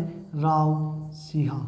अब देखो इस राव सिंहा की पिंडी के अंदर ही, वंश के अंदर ही आगे एक शासक आता है जिसका नाम है दुहड़। क्या है? दुहड़। सर ये दुहड़ वही दुहड़ है क्या? कौन सा है? जो सर कर्नाटक से मूर्ति लाया था और निर्माण करवाया था किसका? नागणेची माता का काष्ठ निर्मित मूर्ति लाया था, ये दुहड़ है ना? तो आप क्या कहोगे? सर ये दुहड़ इसी के वंश में था। कौन था? ये धांधल जी। कौन रे? कहाँ गया ये धांधल जी? तो आप कुल मिलाकर बात ये कह सकते हो कि सर ये धांधल जी और पाबूजी है ना, वो मारवाड़ के राठौड़ राजाओं की फैमिली से बिलोंग करते थे। राठौड़ राजाओं मतलब कि राज परिवार से आते थे। जी बिल्कुल, ये राज परिवार से आते थे। तो कोई किसी चीज़ की कमी तो इनकी हो ही नहीं सकती, राज परिवार से थे। भाई साहब राजकुमार कह सकते हो इनको, कह दिया सर। तो क्या है ना कि ये धांधल जी एक बार क्या है अपना घोड़ा लेकर गुजरात की ओर जा रहे थे। बीच में क्या है कि अब इनके घोड़े को प्यास लग जाती है। किसके घोड़े को? धांधल जी के घोड़े को बीच में क्या लगी? प्यास लगी। तो इन्होंने एक तालाब देखा भाई साहब, तालाब देखा और तालाब के में क्या गए? पानी पिलाने के लिए गए। किसको रे? घोड़े को पानी पिलाने के लिए तालाब के पास गए। तालाब के पास गए तो इन्होंने देखा कि आकाश की ओर से एक कोई रथ आता है। इस तालाब के किनारे यहाँ पर एक कोई रथ आया था। ये यहाँ पर कोई एक रथ आया जी। इस रथ के अंदर इन्होंने देखा कुछ परियां आई। कौन आई? परियां आई। ये परियां यहाँ पर इस तालाब के अंदर स्नान करने आई थी। सर इन परियों के अंदर क्या है, इस रथ में जो परियां आई थी ना, उनमें एक परी इतनी सुंदर थी, इतनी सुंदर थी कि सर ये धांधल जी तो मोहित हो गया। धांधल जी का तो मन जो है उस परी पर ही चल गया भाई साहब। ये धांधल जी ने ये परियां जो है वो यहाँ पर स्नान करने के लिए आई थी। और परियां जो है वो इंद्रलोकवासी थी। ये अपन पृथ्वी लोकवासी हैं, इंद्रलोक की थी। तो इंद्रलोक से आई थी और स्नान करने आई थी। ये जैसे ही स्नान करती है, ये अपने धांधल जी एक पेड़ के अंदर पीछे छुपकर सब कुछ देख रहे थे भाई साहब की परियां आई है, क्या करती है क्या नहीं करती है। देख रहे थे कि ये फिर वापस कहाँ जाएगी, कैसे जाएगी। ये देख रहे थे कि ये आई है, कौन है, कैसे है, वापस कहाँ जाएगी, पता तो ये लगाना था। लेकिन पेड़ के पीछे छुपकर देख तो इन्होंने लिया। किसने? धांधल जी ने। अब क्या है, धांधल जी के भाई साहब मन मोहित हो गया परी पर, तो रुक नहीं पाए। और क्या करती है, ये सीधे के सीधे तालाब के किनारे परी के पास पहुंच जाते हैं। जैसे ही वो सुंदर परी नहाकर बाहर आई, स्नान करके बाहर आई वो परी, तो धांधल जी उस परी के पास गए और पूछा, बातचीत की कि आप कहाँ से आए और कैसे आता है। लेकिन क्या है ना कि इनका जो रथ है ना, उसका समय निश्चित था कि उसमें जितनी परी आई है उतनी बैठे तो ठीक है, नहीं बैठे तो ठीक है, जिसका उसे टाइम हुआ वो चला जाता है। तो ये परी तो इधर क्या हुई, बातचीत में लगी धांधल जी से। और धांधल जी ने भाई साहब इसको जाकर बोल दिया कि मैं तो आपसे, मेरा तो मन मोहित हो गया, मैं तो आपसे शादी करूंगा। किसने बोला? धांधल जी ने बोला कि मैं तो आपसे शादी करूंगा। परी ने पूछा कि आप कौन हो, कहाँ से? इन्होंने कहा मैं तो राठौड़ का वंश का शासक हूँ, ये मेरे चाचा जी है, ये मेरे है, ये शासक है, मेरा इतना बड़ा एरिया है, ऐसे है। तो इन्हें तो इन्होंने कहा कि आप तो शासक हो, ऋषि हो। इन्होंने कहा कि भाई साहब हम तो इंद्रलोकवासी, आप पृथ्वीलोकवासी, हमारा संबंध कैसे हो सकता है। दांतल जी ने कहा नहीं, घुटनों के बल पैर पड़ गए साहब, नहीं। तो फिर क्या है, ये तो इधर बात लग जाती है, वो परियां रथ के अंदर बैठ जाती है और परियों का रथ चला जाता है। अब यहाँ पर ये इंद्रलोकवासी है, इनके लिए क्या होता है कि ये 24 घंटे यदि पृथ्वी पर रह जाते हैं ना, फिर इनका वापस जाना संभव नहीं हो पाता है। तो अब परी को क्या हुआ कि साहब वो अन्य परियां 7 वाली तो चली गई, अकेली रह गई है यहाँ पर। तो इसने कहा कि अब शादी नहीं करेंगे तो करेंगे क्या। धांधल जी और इनकी शादी के लिए बोला, तो परी ने बोला कि देखो आप एक राठौड़ परिवार से हो, अच्छी बात है, शासक परिवार से हो, राजाओं के परिवार से हो, राजव्यवस्था आपके हाथ में है, लेकिन अपने विवाह की अपन को 3 शर्त रखनी है। परी ने कहा कि मैं आपसे विवाह तभी करूंगी जब आप 3 शर्त को मानोगे। तो धांधल जी ने कहा बस 3 ही शर्त, जैसे कि आजकल आप कहते हो ना कि बस 3 ही क्या है, आपसे आपको धांधल जी की तरह करना हो तो आप कहते नहीं हो कि बस 3 ही क्या, 3 क्या, तू तो 10 बता दिया, हम तो 10 मान लेंगे, ऐसे कहते नहीं हो क्या, बस 3 ही शर्त है कि तेरी माननी है, 3 को क्या ज़्यादा मान लिया हमें, तो ये बात आप कहते हो। तो वैसे ही धांधल जी ने कह दिया कि बस 3 ही है कि, तो परी ने कहा कि भाई सुन तो लो, शर्त क्या है वो तो सुन लो। तो फिर क्या है ना कि परी ने अपनी पहली शर्त रखी, क्या रखी कि अपना खुद का एक अलग महल होना चाहिए। परी ने कहा कि भाई आप राज परिवार से हो, महलों की आपके कोई पास कमी नहीं है, लेकिन अपना एक अलग से महल होना चाहिए। तो धांधल जी ने कहा भाई राज परिवार से है, कोई पैसे की कमी नहीं है, किसी चीज़ की कमी तो है नहीं, नया महल बना देंगे। तो इन्होंने क्या किया, अरे नया महल बना दिया, अलग महल बना लिया। अब रानी ने दूसरी शर्त रखी, क्या रखी, रानी ने कहा कि इस बात का पता, किस बात का, अपनी शादी का पता है ना, वो आपके और मेरे अलावा किसी तीसरे को पता नहीं चलना चाहिए। धांधल जी ने कहा ये तो मैं चाहता हूँ। धांधल जी ने क्या कहा, धांधल जी ने कहा कि भाई साहब यही तो मैं चाहता हूँ, इसका पता आपके और मेरे अलावा किसी को तीसरे को पता नहीं चलना चाहिए। धांधल जी तो बिल्कुल राजी हो कि ये तो मैं चाहता हूँ। महल बनाने की बात है, राज परिवार से थे, कोई कमी नहीं थी, अलग महल बना दिया। दूसरी शर्त तो खुद मान रहे थे, और तीसरी शर्त इन्होंने रखी कि आप जब भी महल के अंदर प्रवेश करो ना, तो प्रवेश करते समय आप बिना अनुमति के, बिना परमिशन के आप महल के अंदर प्रवेश नहीं कर सकते। ये 3 शर्त रखी थी। तो धांधल जी ने कहा भाई क्या है कि मान लिया कि आजकल जैसे आप कहते हो ना कि मकानों के अंदर जाते हो तो घंटी बजा के जाते हो टू टू, वैसे उस प्रकार से उस समय की शर्त रखी थी उन्होंने कि आप जब भी, आप चाहे धांधल जी को कह दिया कि आप चाहे खुद ही महल के अंदर प्रवेश क्यों ना करो, लेकिन मेरी अनुमति के बिना प्रवेश नहीं कर सकते। धांधल जी ने कहा ठीक है, अपन को क्या है यार, जाना है, घंटी बजा कर चल जाएंगे, आवाज़ करके चल जाएंगे, और क्या है। तीनों शर्त मंजूर हो गई, तीनों शर्त मंजूर हो गई। भाई साहब देखो, शादी से पहले कितनी भी शर्त क्यों ना हो, 3 हो, 8 हो, 10 हो, आप सब कुछ मान सकते हो, मेरे को पता है सब कुछ आप मानने को तैयार हो, लेकिन उसका बाद में पालन करना बहुत कठिन हो जाता है। और वो धांधल जी के साथ भी हुआ है, आपके साथ भी होता है, और चलता रहता है ऐसा। तो देखो 3 शर्त पर धांधल जी का विवाह हो जाता है। अलग अपने महल के अंदर आराम से जिनकी कार जी रहे थे, मौज मस्ती में जी रहे थे।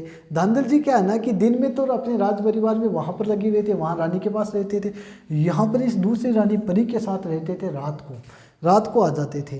तो एक बार क्या है ना कि इनको जब भी विवाह का थोड़ा टाइम बीता, ज़्यादा समय हुआ, और फिर इनको क्या है ना कि पाबूजी, ये जो धांधल जी है, इन धांधल जी को एक पुत्र हुआ जिसको नाम पाबूजी रखा गया। धांधल जी और इस परी से पुत्र हुआ था, धांधल जी के पुत्र हुआ था, उसका नाम क्या रखा गया है, पाबूजी नाम रखा गया। क्या नाम रखा गया, पाबूजी नाम रखा गया। अब क्या है ना कि अब पाबूजी है, इनका नाम पाबूजी रख दिया। अब पाबूजी थोड़े से बड़े हुए, तो धांधल जी ने सोचा कि यार मैं जब रोज़ रोज़ महल के अंदर जाता हूँ, अपना ही महल है, अपनी रानी है, अपना ही पाबू बेटा है, तो मेरे को खुद को अनुमति के बिना क्यों नहीं जा सकता मैं, भाई को दूसरा तो नहीं जाएगा, लेकिन मैं भी, मेरे को भी मेरी रानी से परमिशन लेनी पड़ती है क्या। ऐसा कहकर वो एक दिन सोचते कि आज तो मैं क्या करता हूँ, बिना अनुमति के ही महल के अंदर जाता हूँ। और उसी दिन इनकी जो महल में रहने वाली रानी थी, जो पहले वाली रानी थी, वो सोचती है कि यार ये राजा रोज रोज करता क्या है कि दिन में तो महल में होता है, जैसे ही रात होती है चुपचाप निकल जाता है। तो वो सोचती है कि आज तो मैं भी इनके पीछे पीछे जाऊंगी, पता तो करूँ आखिर ये जाता कहाँ है। तो उस रानी बेन भी क्या है कि धांधल जी एक दिन क्या है, रात को वही सिस्टम की रात हुई, अपने निकले महलों के लिए। किस महल के लिए, नए वाले महल के लिए। परी के पास आई, आने की सोच ही रहे थे कि उठकर निकल ही पड़े थे। तो परी इनकी, वो पहले वाली रानी है ना, वो इनके पीछे पीछे आती है। वो भी सोचती कि यार आखिर रोज मिस कॉल जा कहाँ पर आए रोज रोज। तो वो इनके पीछे पीछे आती है कि आज तो मैं इस मिस कॉल का पता ही लगाऊंगी कि आज मिस कॉल रोज रोज जाता कहाँ पर है।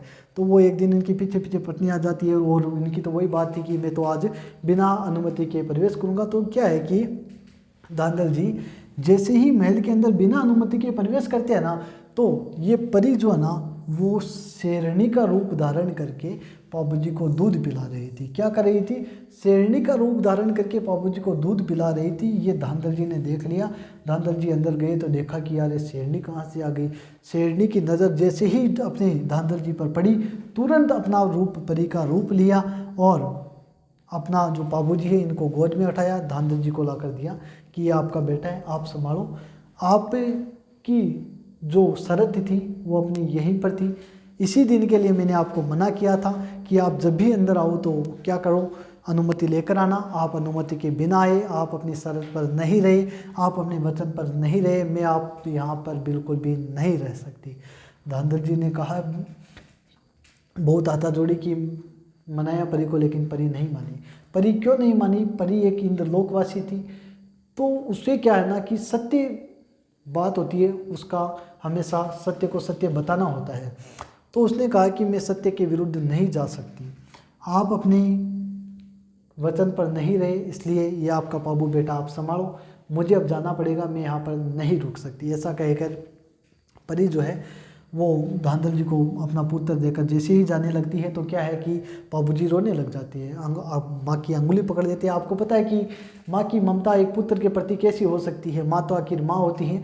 तो फिर यहाँ पर परी ने पाबूजी को कहा कि बेटा मैं तुझे अपनी गोद में तो ज़्यादा नहीं खिला सकती, बहुत कम समय के लिए खिला सकी, लेकिन मेरा वादा है कि मैं तुझे अपनी पीठ पर ज़रूर खिलाऊंगी। ऐसा कहकर परी यहाँ से निकल जाती है। और जैसे ही पाबूजी कुछ दिनों बाद बड़े होते हैं तो पाबूजी को जो बहन थी पेमदे, ये चंद्रगौरी इसका नाम पेमदेव भी मिलता है हमको, पेमदेव चंद्रगौरी जो है इसका विवाह जिनराव खिजी से हो रखा था। जिनराव खिजी एक दुष्ट व्यक्ति था और पाबूजी की है, पाबूजी और जिनराव खिजी की आपस में बनती नहीं थी, साला बहनों की आपस में बनती नहीं थी। ये जो है वो देवल चारनी क्या है, वो एक दिन पाबूजी के सपने में आती है और कहती है कि मैं देवल चारनी के घर पर एक घोड़े के रूप में जन्म लूँगी और उसका नाम केसर कालवी है, और केसर कालवी की घोड़ी जो वो अपने पीठ पर आपको घुमाऊंगी, हिंडाऊंगी, और मेरी अपनी माँ का जो ममत्व है या फिर आप कह सकते हो जो प्यार है, जो खिलाने की इच्छा होती है, वो मैं अपनी पूर्ण करूँगी। एक दिन ऐसा सपना आता है कि मैंने देवल चारनी के घर पर घोड़ी के रूप में जन्म लिया है, आप वहाँ पर जाकर मेरे को ले आना। तो क्या है ना कि जैसे पाबूजी तो कुछ दिनों बाद पहुंचते हैं, लेकिन जिनराव खिजी को पता चलता है कि जो केसर कालवी घोड़ी है ना, वो अपनी विश्व की सबसे सुंदर घोड़ियों में एक थी। क्या थी रे? विश्व की जितनी भी सुंदर घोड़ियाँ उनमें सबसे ऊपर नाम आता था किसका? केसर कालवी घोड़ी का, पाबूजी की घोड़ी जो थी उसका। तो जिनराव खिजी वो घोड़ी लेने के लिए जहाँ किसके पास जाता है? देवल चारनी के पास जाता है। देवल चारनी ने उनको जिनराव खिजी को घोड़ी देने का वादा कर दिया था। उन्होंने कहा था कि घोड़ी अभी छोटी, आप बाद में ले जाना। फिर क्या है ना कि पाबूजी को सपना आया और वो पाबूजी घोड़ी लेने के लिए गए। तो पाबूजी जब केसर कालवी घोड़ी को लेने के लिए देवल चारनी के पास गए, तो देवल चारनी ने क्या किया कि पाबूजी को घोड़ी देने से मना कर दिया। पाबूजी को कहा कि ये घोड़ी जो है वो मैंने आपकी बहनों जिनराव खिजी को देने का वादा कर दिया है और मैं अब अपने वादे से मुकर नहीं सकती। यदि मैं वादे से मुकर जाती हूँ तो मैं पहले क्या है, गायों को जो होती है वो ज़्यादा रखते थे लोग, तो इनके पास गायें थी, तो वो कहती है कि मेरी गायों को आपका बहनों जिनराव खिजी ले जाएगा, गायों को मारेगा, भगा कर ले जाएगा, मेरे को नुकसान हो जाएगा, और मैं घोड़ी यदि आपको दे देती हूँ तो आप और आपका बहनों दोनों आपस में लड़ोगे और उसका जो लड़ाई है उसका जिम्मेदार मैं बनूंगी, तो ऐसा मैं कतई नहीं कर सकती। तो पाबूजी ने कहा कि उसकी आपको टेंशन लेने की बिल्कुल भी आवश्यकता नहीं है, आपके ऊपर जब भी कोई भी संकट आए मैं आपकी हमेशा सहायता करने के लिए तत्पर रहूँगा, आप कभी भी मुझे को याद कर लेना, मैं आपके लिए हाजिर रहूँगा, आप घोड़ी तो मेरे को ही देना। पाबूजी ने वचन दिया कि मैं आपसे हमेशा तैयार रहूँगा, आपकी कोई भी काम हो कभी भी आप मेरे को याद कर लेना, कोई भी किसी भी संकट में हो मेरे को याद करना, मैं आपके लिए हमेशा तैयार रहूँगा। पाबूजी ने कहा कि क्या कहा बताओ? देखिए, रघुकुल रीत सदा चली आई, प्राण जाए पर वचन न जाए। कहने का तात्पर्य यह है कि पाबूजी ने घोड़ी जो थी उसके लिए देवल चारनी से वचन दे दिया कि आपके हर सुख दुख में मैं आपका साथी बनकर रहूँगा, कभी भी संकट आएगा मैं आपका साथ दूंगा। ऐसा कहकर वो घोड़ी को ले जाते हैं। घोड़ी का नाम केसर कालवी था, देवल चारनी की घोड़ी थी। पाबूजी ले जाते हैं। कुछ दिनों बाद जिनराव खिजी को पता चलता है कि घोड़ी तो पाबूजी ले आए, वो जाते हैं अपने देवल चारणी के पास। देवल चारणी के पास जाकर कहते हैं कि देवल हमको घोड़ी दे, तो देवल ने मना कर दिया था। तो फिर यहाँ पर जिनराव खिजी जो है वो केसर कालवी घोड़ी लेने के लिए देवल चारणी को क्या कहता है कि हे तू चारणी, क्या कहता है कि तू चारणी माने नाटकी ही, तू चारणी मान नाटकी ही जद घोड़ी लेवण में आया, जद तू चारणी मान नाटकी ही जद घोड़ी लेवण में आया, खींची तने किकर खारा लाग्या राठौड़ तने एड़ा भाया। क्या कहती है कि तू चारणी मान नाटकी ही जद घोड़ी लेवण में आया, खींची किकर खारा लाग्या राठौड़ तने एड़ा भाया। कहने का तात्पर्य है कि जिद्राव खिजी ने उनको कहा कि हम खिची लोग, हम इनकी खिची जाती थी जिद्राव खिची चौहान थे, तो इन्होंने कहा कि हम खिची आपको इतने बुरे कैसे लगे और राठौड़ आपको इतने अच्छे कैसे लगे, आपने घोड़ी देने का वादा मुझसे किया था, घोड़ी पाबूजी को दे दिए, इसका आपने वादा करके आप वादे से मुकर, इसका खामियाजा आपको भुगतना पड़ेगा। तो फिर क्या है ना कि पाबूजी क्या होते हैं, बड़े हो जाते हैं और पाबूजी का जो विवाह है वो यहाँ पर कमलादे से तय हुआ। कमलादे कमलादे तो इनकी माता थी, इनका विवाह जो है वो फूलमदे से तय हुआ। फूलमदे अमरकोट के सोडा राजकुमार की पुत्री थी। अब क्या है ना कि लोक देवता के अंदर कोई यदि सुंदर लोक देवता थे तो भाई साहब पाबूजी थे। लोक देवताओं में सबसे सुंदर लोक देवता कौन थे, अपने पाबूजी थे। आप यूँ कह सकते हो कि अपनी माता पर गए होंगे, किस पर, माता पर, परी पर गए होंगे। भाई साहब ये सुंदर जी, तभी तो दादा जी का मन गया था, तो ये भी अपने क्या माता पर गए होंगे, बहुत सुंदर थे। तो दूल्हे बने और विवाह के लिए गए, केसर कालवी घोड़ी पर सवार होकर गए। केसर कालवी घोड़ी खुद इतनी सुंदर थी, विश्व में सबसे सुंदर थी। तो वहाँ पर गए तो अमरकोट के लोग तो भाई साहब यार पाबूजी तो जितने सुंदर उतने घोड़ी की तारीफ कर रहे हैं लोग, तो उनको ये बात जची नहीं। तो वहाँ पर अमरकोट के घोड़े जो है ना वो क्या धावक हुआ करते थे, दौड़ने में तेज हुआ करते थे। तो उन लोगों ने इनको कहा कि आप इतनी क्या घोड़ी की बढ़ाई कर रहे हो, यदि आपकी घोड़ी इतनी ही ताकतवर तो हमारे घोड़ों से रेस लगाओ, पता चल जाएगा आपकी घोड़ी का। तो बाबूजी ने कहा कि यार आपकी जो घोड़े है वो फ्रेश यहाँ पर खड़े हैं, घास फूस जो है चारा खाकर ताज़ा खड़े हैं, रेस्ट में खड़े हैं, और अपनी घोड़ी यार 2-3 दिन से चल कर आई है, इसको 1-2 दिन रेस्ट करने दो, दौड़ाना होगा बाद में दौड़ा देंगे। लेकिन फिर उन्होंने कहा अमरकोट वालों ने कि नहीं ये तो बहाने बनाने की बातें हैं, अभी दौड़ाओ, अभी पता चल जाएगा। तो बाबूजी ने कहा चलो ठीक है दौड़ा लो। तो इन्होंने 3-4 बार प्रतियोगिता करवाई और घोड़ी को दौड़ाया। तो भाई साहब ये जो इनकी केसर कालवी घोड़ी है ना, कौन सी घोड़ी, ये अपनी केसर कालवी, ये प्रथम स्थान पर रहती है, प्रथम स्थान पर रही थी। फर्स्ट स्थान किसको मिला, केसर कालवी को मिला। तो वो वहाँ के अमरकोट के लोग थोड़े से और ज़्यादा नाराज़ हो गए इनसे। तो नाराज़ हो गए तो इन्होंने क्या किया कि साहब जो बींद राजा के लिए, जो दूल्हे राजा के लिए जो तोरण होता है ना, वो उन्होंने सबसे ऊपर ही ऊपर बांध दिया, 22 फुट की ऊंचाई पर, 22 फुट की ऊंचाई पर तोरण बांध दिया। देखिए ये तोरण कैसे मारेगा।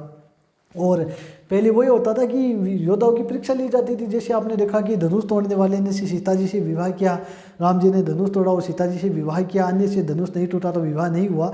उसी प्रकार इस प्रकार से एक पाबूजी की परीक्षा ली जा रही थी कि देखते हैं कि पाबूजी यहाँ पर तोरण मार पाते हैं कि नहीं पाते, पाबूजी की बेइज्जती होगी। तो पाबूजी ने भी देखा कि यार आज तोरण तो इन्होंने बहुत ऊँचा बांधा है। तो फिर पाबूजी ने भी एक बार सोचा कि यार काम तो अच्छा ही किया है इन्होंने, इतना ऊँचा बांधा है। तो पाबूजी ने क्या किया, अपनी केसर कालवी घोड़ी थी ना जो इनको देवल चारणी ने दी थी, उस पर हाथ फेरते हुए कहा कि केसर तू मत ना दीजिए आज थारो मारो पोत। क्या कहा कि केसर घोड़ी थी, केसर घोड़ी को कहा, हाथ फेरते हुए कहा कि केसर तू मत ना दीजिए थारो मारो पोत, तू मत ना लजाई राठौड़ारी लाजड़ी। जो अपना ढोली होता है ढोल बजाने वाला, उसको कहा कि ढोली रा छोरा तू मदरो मदरो ढोल बजा, थारे ढोल रे माथे मारी केसर नारसी। मदरो मदरो मतलब कि हल्के हल्के ढोल बजा। बाबूजी ने कहा, घोड़ी के हाथ फेरते हुए कहा कि क्या कहा कि केसर तू मत ना दीजिए थारो मारो पोत, मतलब कि थारी मारी पोत जो भेद है वो इनको मत देना। मत ना लजाई राठौड़ारी लाजड़ी, आज तू अपनी राठौड़ों की लाज शर्म को बचाना, मत ना लजा देना। और जो ढोली रा छोरा था उसको कहा कि ढोली रा छोरा तू मदरो मदरो ढोल बजा, थारे ढोल रे माते मारी केसर नाची। तो जैसे ही वो ढोली ढोल बजाता है इनकी केसर जो है वो हवा में उछलती और पाबूजी ने आराम से तोरण मार दिया। पाबूजी ने आराम से तोरण मार दिया। दो जो फूलमदे की जो सहेलियाँ दोस्त बाहर देख रही थी तोरण, तो उन्होंने कहा कि वो नाराज़ हो गई पाबूजी से कि यार काश ये तो क्या होता, अपना होता। पाबूजी ने कहा कि काश ये तो अपना होता। तो इन्होंने जो सहेलियाँ थी वो तो नाराज़ हो गई। और अंदर जब फूलमदे को पता चला कि ये तो कोई वीर योद्धा आया है, तो फूलमदे खुशी से झूम उठती है, प्रफुल्लित होती है, खुशी से झूम जाती है। और शैल्या नाराज़ हो गई कि यार काश ये तो वीरयोद्धा अपना होता। तो फिर क्या है ना कि पाबू जी को अंदर फेरों के लिए भेज दिया जाता है। और यहाँ पर तो देवलचारिणी ने जब शर्त रखी थी, वचन ले लिया था पाबू जी से, तब पाबू जी को कहा था कि जब भी आप मेरी घोड़ी जो है ना केसर कालवी, इसकी एक खासियत थी कि जब भी देवलचारिणी पर कोई संकट आता था ना तो केसर कालवी घोड़ी है वो हिनहिनाने लग जाती थी। मतलब कि नौ ताल उछल कूद करने लग जाती थी और उससे पता लग जाता था कि आज कोई देवलचारिणी पर संकट आया। ये बात उन्होंने पाबू जी को पहले बता दी थी। पाबू जी तो अंदर फेरों के लिए चले गए। जिद्राव खिजी इनका बहनोई दुष्ट व्यक्ति था। उन्होंने पाबू जी जो है और उनकी बनती नहीं थी आपस में, तो पाबू जी ने उसको विवाह के लिए आमंत्रित नहीं किया था। तो जिद्राव खिजी ने मौका पाया कि आज पाबू जी जो है वो तो बारात लेकर अमरकोट चले गए, अपन कोलूमंड में जाते हैं और देवलचारिणी की गायों को भगा कर ले आते हैं। ये जाते हैं देवलचारिणी की गायों को खुला मतलब कि सबको खोल लेते हैं और भगा कर ले जाते हैं और देवलचारिणी के पति भीमदान सहित 23 व्यक्तियों को मार डालते हैं। ये कौन मारता है? ये दुष्ट व्यक्ति जिद्राव खिजी और इसके भाई आए थे और भीमदान सहित देवलचारिणी के पति भीमदान के सहित 23 व्यक्तियों को मौत के घाट उतारकर गायों को लेकर भाग जाते हैं। गायों के लिए पहले कहा जाता है कि जो अपने योद्धा, जो लोक देवता है या फिर योद्धा कह दो, वो गो भक्त थे, गायों की रक्षा के लिए कुछ भी कर सकते थे। पहले गो है वो धन हुआ करती थी, गोधन, गाय को धन कहा जाता था। आपने कभी नहीं सुना होगा भैंस धन, बकरी धन, कभी नहीं सुना ना, गोधन हुआ करता था। गाय बहुत बड़ा धन हुआ करती थी। गायों की रक्षा के लिए लोग कुछ भी कर जाते थे। वो क्या गायों के लेकर भाग जाता है और जाकर भाइयों के साथ पार्टी करता है। इधर भीमदान सहित 23 लोगों की मृत्यु हो जाती है। देवलचारिणी सुबह का समय होता है, अपनी बाल्टी लेकर दूध निकालने के लिए गायों के पास जाती है। गायें थी नहीं, अपने पति समेत 23 लोगों की लाश को देखा तो देवलचारिणी सीधे जाती है पाबू जी के घर पर। कहती है कि पाबू जी ने जब अपन से वचन किया था कि जब भी कोई सुख दुख होगा मैं साथ में हूँगा, आज पाबू नहीं आया तो अब कौन आएगा, मेरी रक्षा कौन करेगा? तो क्या है ना कि जब देवलचारिणी जो है वो एक तुरंत पाबू जी के घर पर जाती है। पाबू जी घर पर नहीं मिले। घर वालों ने कहा कि वो तो वहाँ पर अमरकोट के अंदर गई हुई है, अपने दूल्हे के वेश में गई है, बारात लेकर गई है, पढ़ने चढ़ने के लिए गई है, तो आप कह सकते हो कि फेरा खाने के लिए गए। तो इन्होंने क्या किया, तुरंत एक रूप धारण किया, सोहन चूड़ी का रूप धारण किया और अमरकोट चले गए। कौन चलेगी? देवलचारिणी अमरकोट एक छज्जे पर जाकर बैठ जाती है और अपनी आवाज़ लगाती है। अपनी आवाज़ के अंदर देवलचारिणी की घोड़ी केसर कालवी घोड़ी जो है वो सोहन चिड़ी के रूप में देवलचारिणी की आवाज़ को समझ जाती है और हिनहिनाने लग जाती है, नौ ताल उछल कूद करने लग जाती है। पाबू जी के साले ने घोड़ी वाले को कहा कि घोड़ी की लगाम सही पकड़ो, लेकिन उन्होंने कहा कि हमारी घोड़ी की कोई गलती नहीं है, आज कोई देवलचारिणी की ऊपर ज़रूर कोई विपदा आई है, ज़रूर कोई संकट आया है। तो फिर क्या है, जब पाबू जी तक यह बात पहुंची, पाबू जी के फेरे हो रहे थे भाई साहब, 3 फेरे हो गए थे। चौथे फेरे के अंदर पाबू जी खड़े हो जाते हैं और गठजोड़ को खोल देते हैं। और तभी क्या है ना, उनके पाबू जी के जो साला जी आ जाते हैं, सालियाँ आ जाती हैं, ससुर जी सासू जी सब आ जाते हैं, पाबू जी को घेर लेते हैं। पाबू जी के कहते हैं कि पावना जी बताओ, हमसे कोई, हमारी जो लड़की है इसमें कोई गलती है तो बताओ, कोई इसमें कमर कसर, जो भी कोई कसर है तो बताओ, हमारी कोई मान मरवाल में कोई कमी रहेगी तो बताओ, आप फेरों को बीच में छोड़कर कैसे जा सकते हैं? तो पाबू जी ने कहा आप में कोई गलती नहीं है, आपकी लड़की में फुलम मदे सुप्यार दे में कोई कमी नहीं है, आपके मान मरवाल में कोई कमी नहीं है, आपके व्यवहार में कोई कमी नहीं है, लेकिन मैं वचनों में बंधा हुआ पुरुष हूँ, आज मुझे जाना पड़ेगा। और मैंने वचन दिया है, रघुकुल रीत सदा चली आई, प्राण जाए पर वचन जाए, मैं वचन सिद्ध पुरुष हूँ, मुझे आज जाना पड़ेगा। ज़रूर कोई देवलचारिणी की गायों की रक्षा के लिए मुझे जाना पड़ेगा, ज़रूर कोई उस पर कोई विपदा आई है। तो उन्होंने कहा कि जब अपनी फूलमदे पत्नी सुप्यार दे के पास जाकर कहा कि देख, जिंदा रहा तो वापस आएंगे और आपसे विवाह करेंगे और आपको ले जाएंगे, वरना अपन अपने जन्म में मिलेंगे। ऐसा कहकर बाबूजी वहाँ से सीधे कोलूमंड आते हैं। कोलूमंड में आकर सारी जानकारी लेते हैं कैसे क्या होता है, कौन घोड़ियों को कौन गायों को लेके जाता है, कैसे जाता है। और उतने में जब अपनी तलवार लेते हैं और पता चलता है जिनराव खिजी अपना बहनों ही ऐसा काम कर रहा है, तो जिनराव खिजी को मारने के लिए जाते हैं। जैसे ही कोलूमंड से निकलते हैं, बाबूजी की माँ बाबूजी के बीच में आ जाती है और कहती है कि बेटा तू सत्यवादी है, तू अपने वचनों पर रहने वाला है, मुझे पता है तू उसको हरा सकता है, मार सकता है, लेकिन तू ऐसा काम मत करना कि तेरी बहन चंद्रकूरी प्रेम दे का सुहाग उड़ जाए। मतलब कहने का तात्पर्य यह था कि तेरे बहनों जीतराव खिजी को ऐसी मारने की गलती मत करना कि तेरी बहन का सुहाग उड़ जाए। तो बाबूजी ने कहा कि मैं मारूंगा नहीं, लेकिन उसको उसकी करने का फल जरूर देकर आऊँगा। बाबूजी जाते हैं और उसको युद्ध के अंदर हराते हैं, गायों को छुड़वा देते हैं। लेकिन देखो दुष्ट तो दुष्ट होता है, तो कहा जाता है कि जीतराव खिजी ने माफ़ी मांग ली बाबूजी से, लेकिन जैसे ही बाबूजी वापस अपनी मुड़ जाते हैं, जब माफ़ी मांग ली तो कहते हैं कि यार छोड़ो, माफ़ी मांग ली, सज़ा दे दी उसको, माफ़ी मांग लेता है। तो बाबूजी जैसे ही घोड़ी पर सवार होकर वापस निकलते हैं, जीतराव खिजी दुष्टता पीछे से तलवार से वार करता है और कहा जाता है कि बाबूजी वहीं पर वीर गति को प्राप्त हो जाते हैं। बाबूजी वहीं पर वीर गति को प्राप्त हो जाते हैं और कुछ इतिहासकार मानते हैं कि बाबूजी ने गायों को छुड़ाने के बाद अपनी घोड़ी सहित आकाश की ओर चले गए थे। कुछ इतिहासकारों का ऐसा भी मानना है। ये एक निकल आती है अपनी घोड़ी की कहानी, ये अपनी एक बाबूजी की कहानी। केसरकाल भी घोड़ी क्या थी, कैसी थी, आपको सब कुछ बता दिया है। तमाम बातें बाबूजी से संबंधित थी, ये आप एक कहानी के माध्यम से याद कर सकते हो। अलग अलग इतिहासकार अलग अलग बताते हैं। चलो ठीक है, तो ये थी अपनी बाबूजी की कहानी। और अपने बात के लिए कुछ लोक देवता की बात की, वैसे अपन इनकी विस्तृत चर्चा, पूरी जानकारी जो है वो अपन कब पढ़ेंगे, जब लोक देवता पढ़ेंगे तब पढ़ेंगे। लेकिन बाबूजी से आप ध्यान रख सकते हो, इनका बौद्ध चिन्ह आपसे पूछा जाए तो आप भाला कह सकते हो, प्रतीक चिन्ह कह पूछा जाए तो आप कह सकते हो कि भाला लिए अश्वारोही, जिनकी पगड़ी बाईं ओर झुकी हुई है। एक ध्यान रख सकते हो कि मारवाड़ का जो राठौड़ शासक था ना, ये क्या करता था, अपनी पगड़ी बाईं ओर झुकी हुई पगड़ी पहना करता थे। तो आप ये तमाम बातें लिख सकते हो और याद कर सकते हो। इनकी बात जो है लोक देवताओं की जो मैंने बात बताई, वो अपन जब इनको विस्तार से पढ़ेंगे तब पूरी जानकारी आपको मिल जाएगी। फिलहाल आपको राजस्थान के जो मैंने वाद्य यंत्र बताए हैं, 4 प्रकार के तत्व वाद्य यंत्र, अवनद, सुशिर और गण वाद्य यंत्र, वो आपको ध्यान रखने हैं और उन्हीं को फोकस करना है। वाद्य यंत्र आप मैंने जो बताया उस प्रकार से याद करोगे तो आप याद कर सकते हो, वरना आप कितने भी रट्टे मार लेना याद नहीं कर सकते। ये तमाम बातें आपको कैसी लगी ज़रूर आप कमेंट करके बताइएगा, और आपको क्लास कैसी लगी वो भी बताइएगा। और मेरा तो यही कहना है कि आप ये जो क्लास है वो उन भाइयों तक, उन बहनों तक पहुँचाइएगा जो लाखों रुपये देकर किसी कोचिंग संस्थान से नहीं पढ़ पाते हैं, उन तक इस क्लास को ज़रूर पहुंचाएगा। मिलेंगे अपन नेक्स्ट क्लास में जल्दी, तब तक के लिए जय हिंद, जय भारत।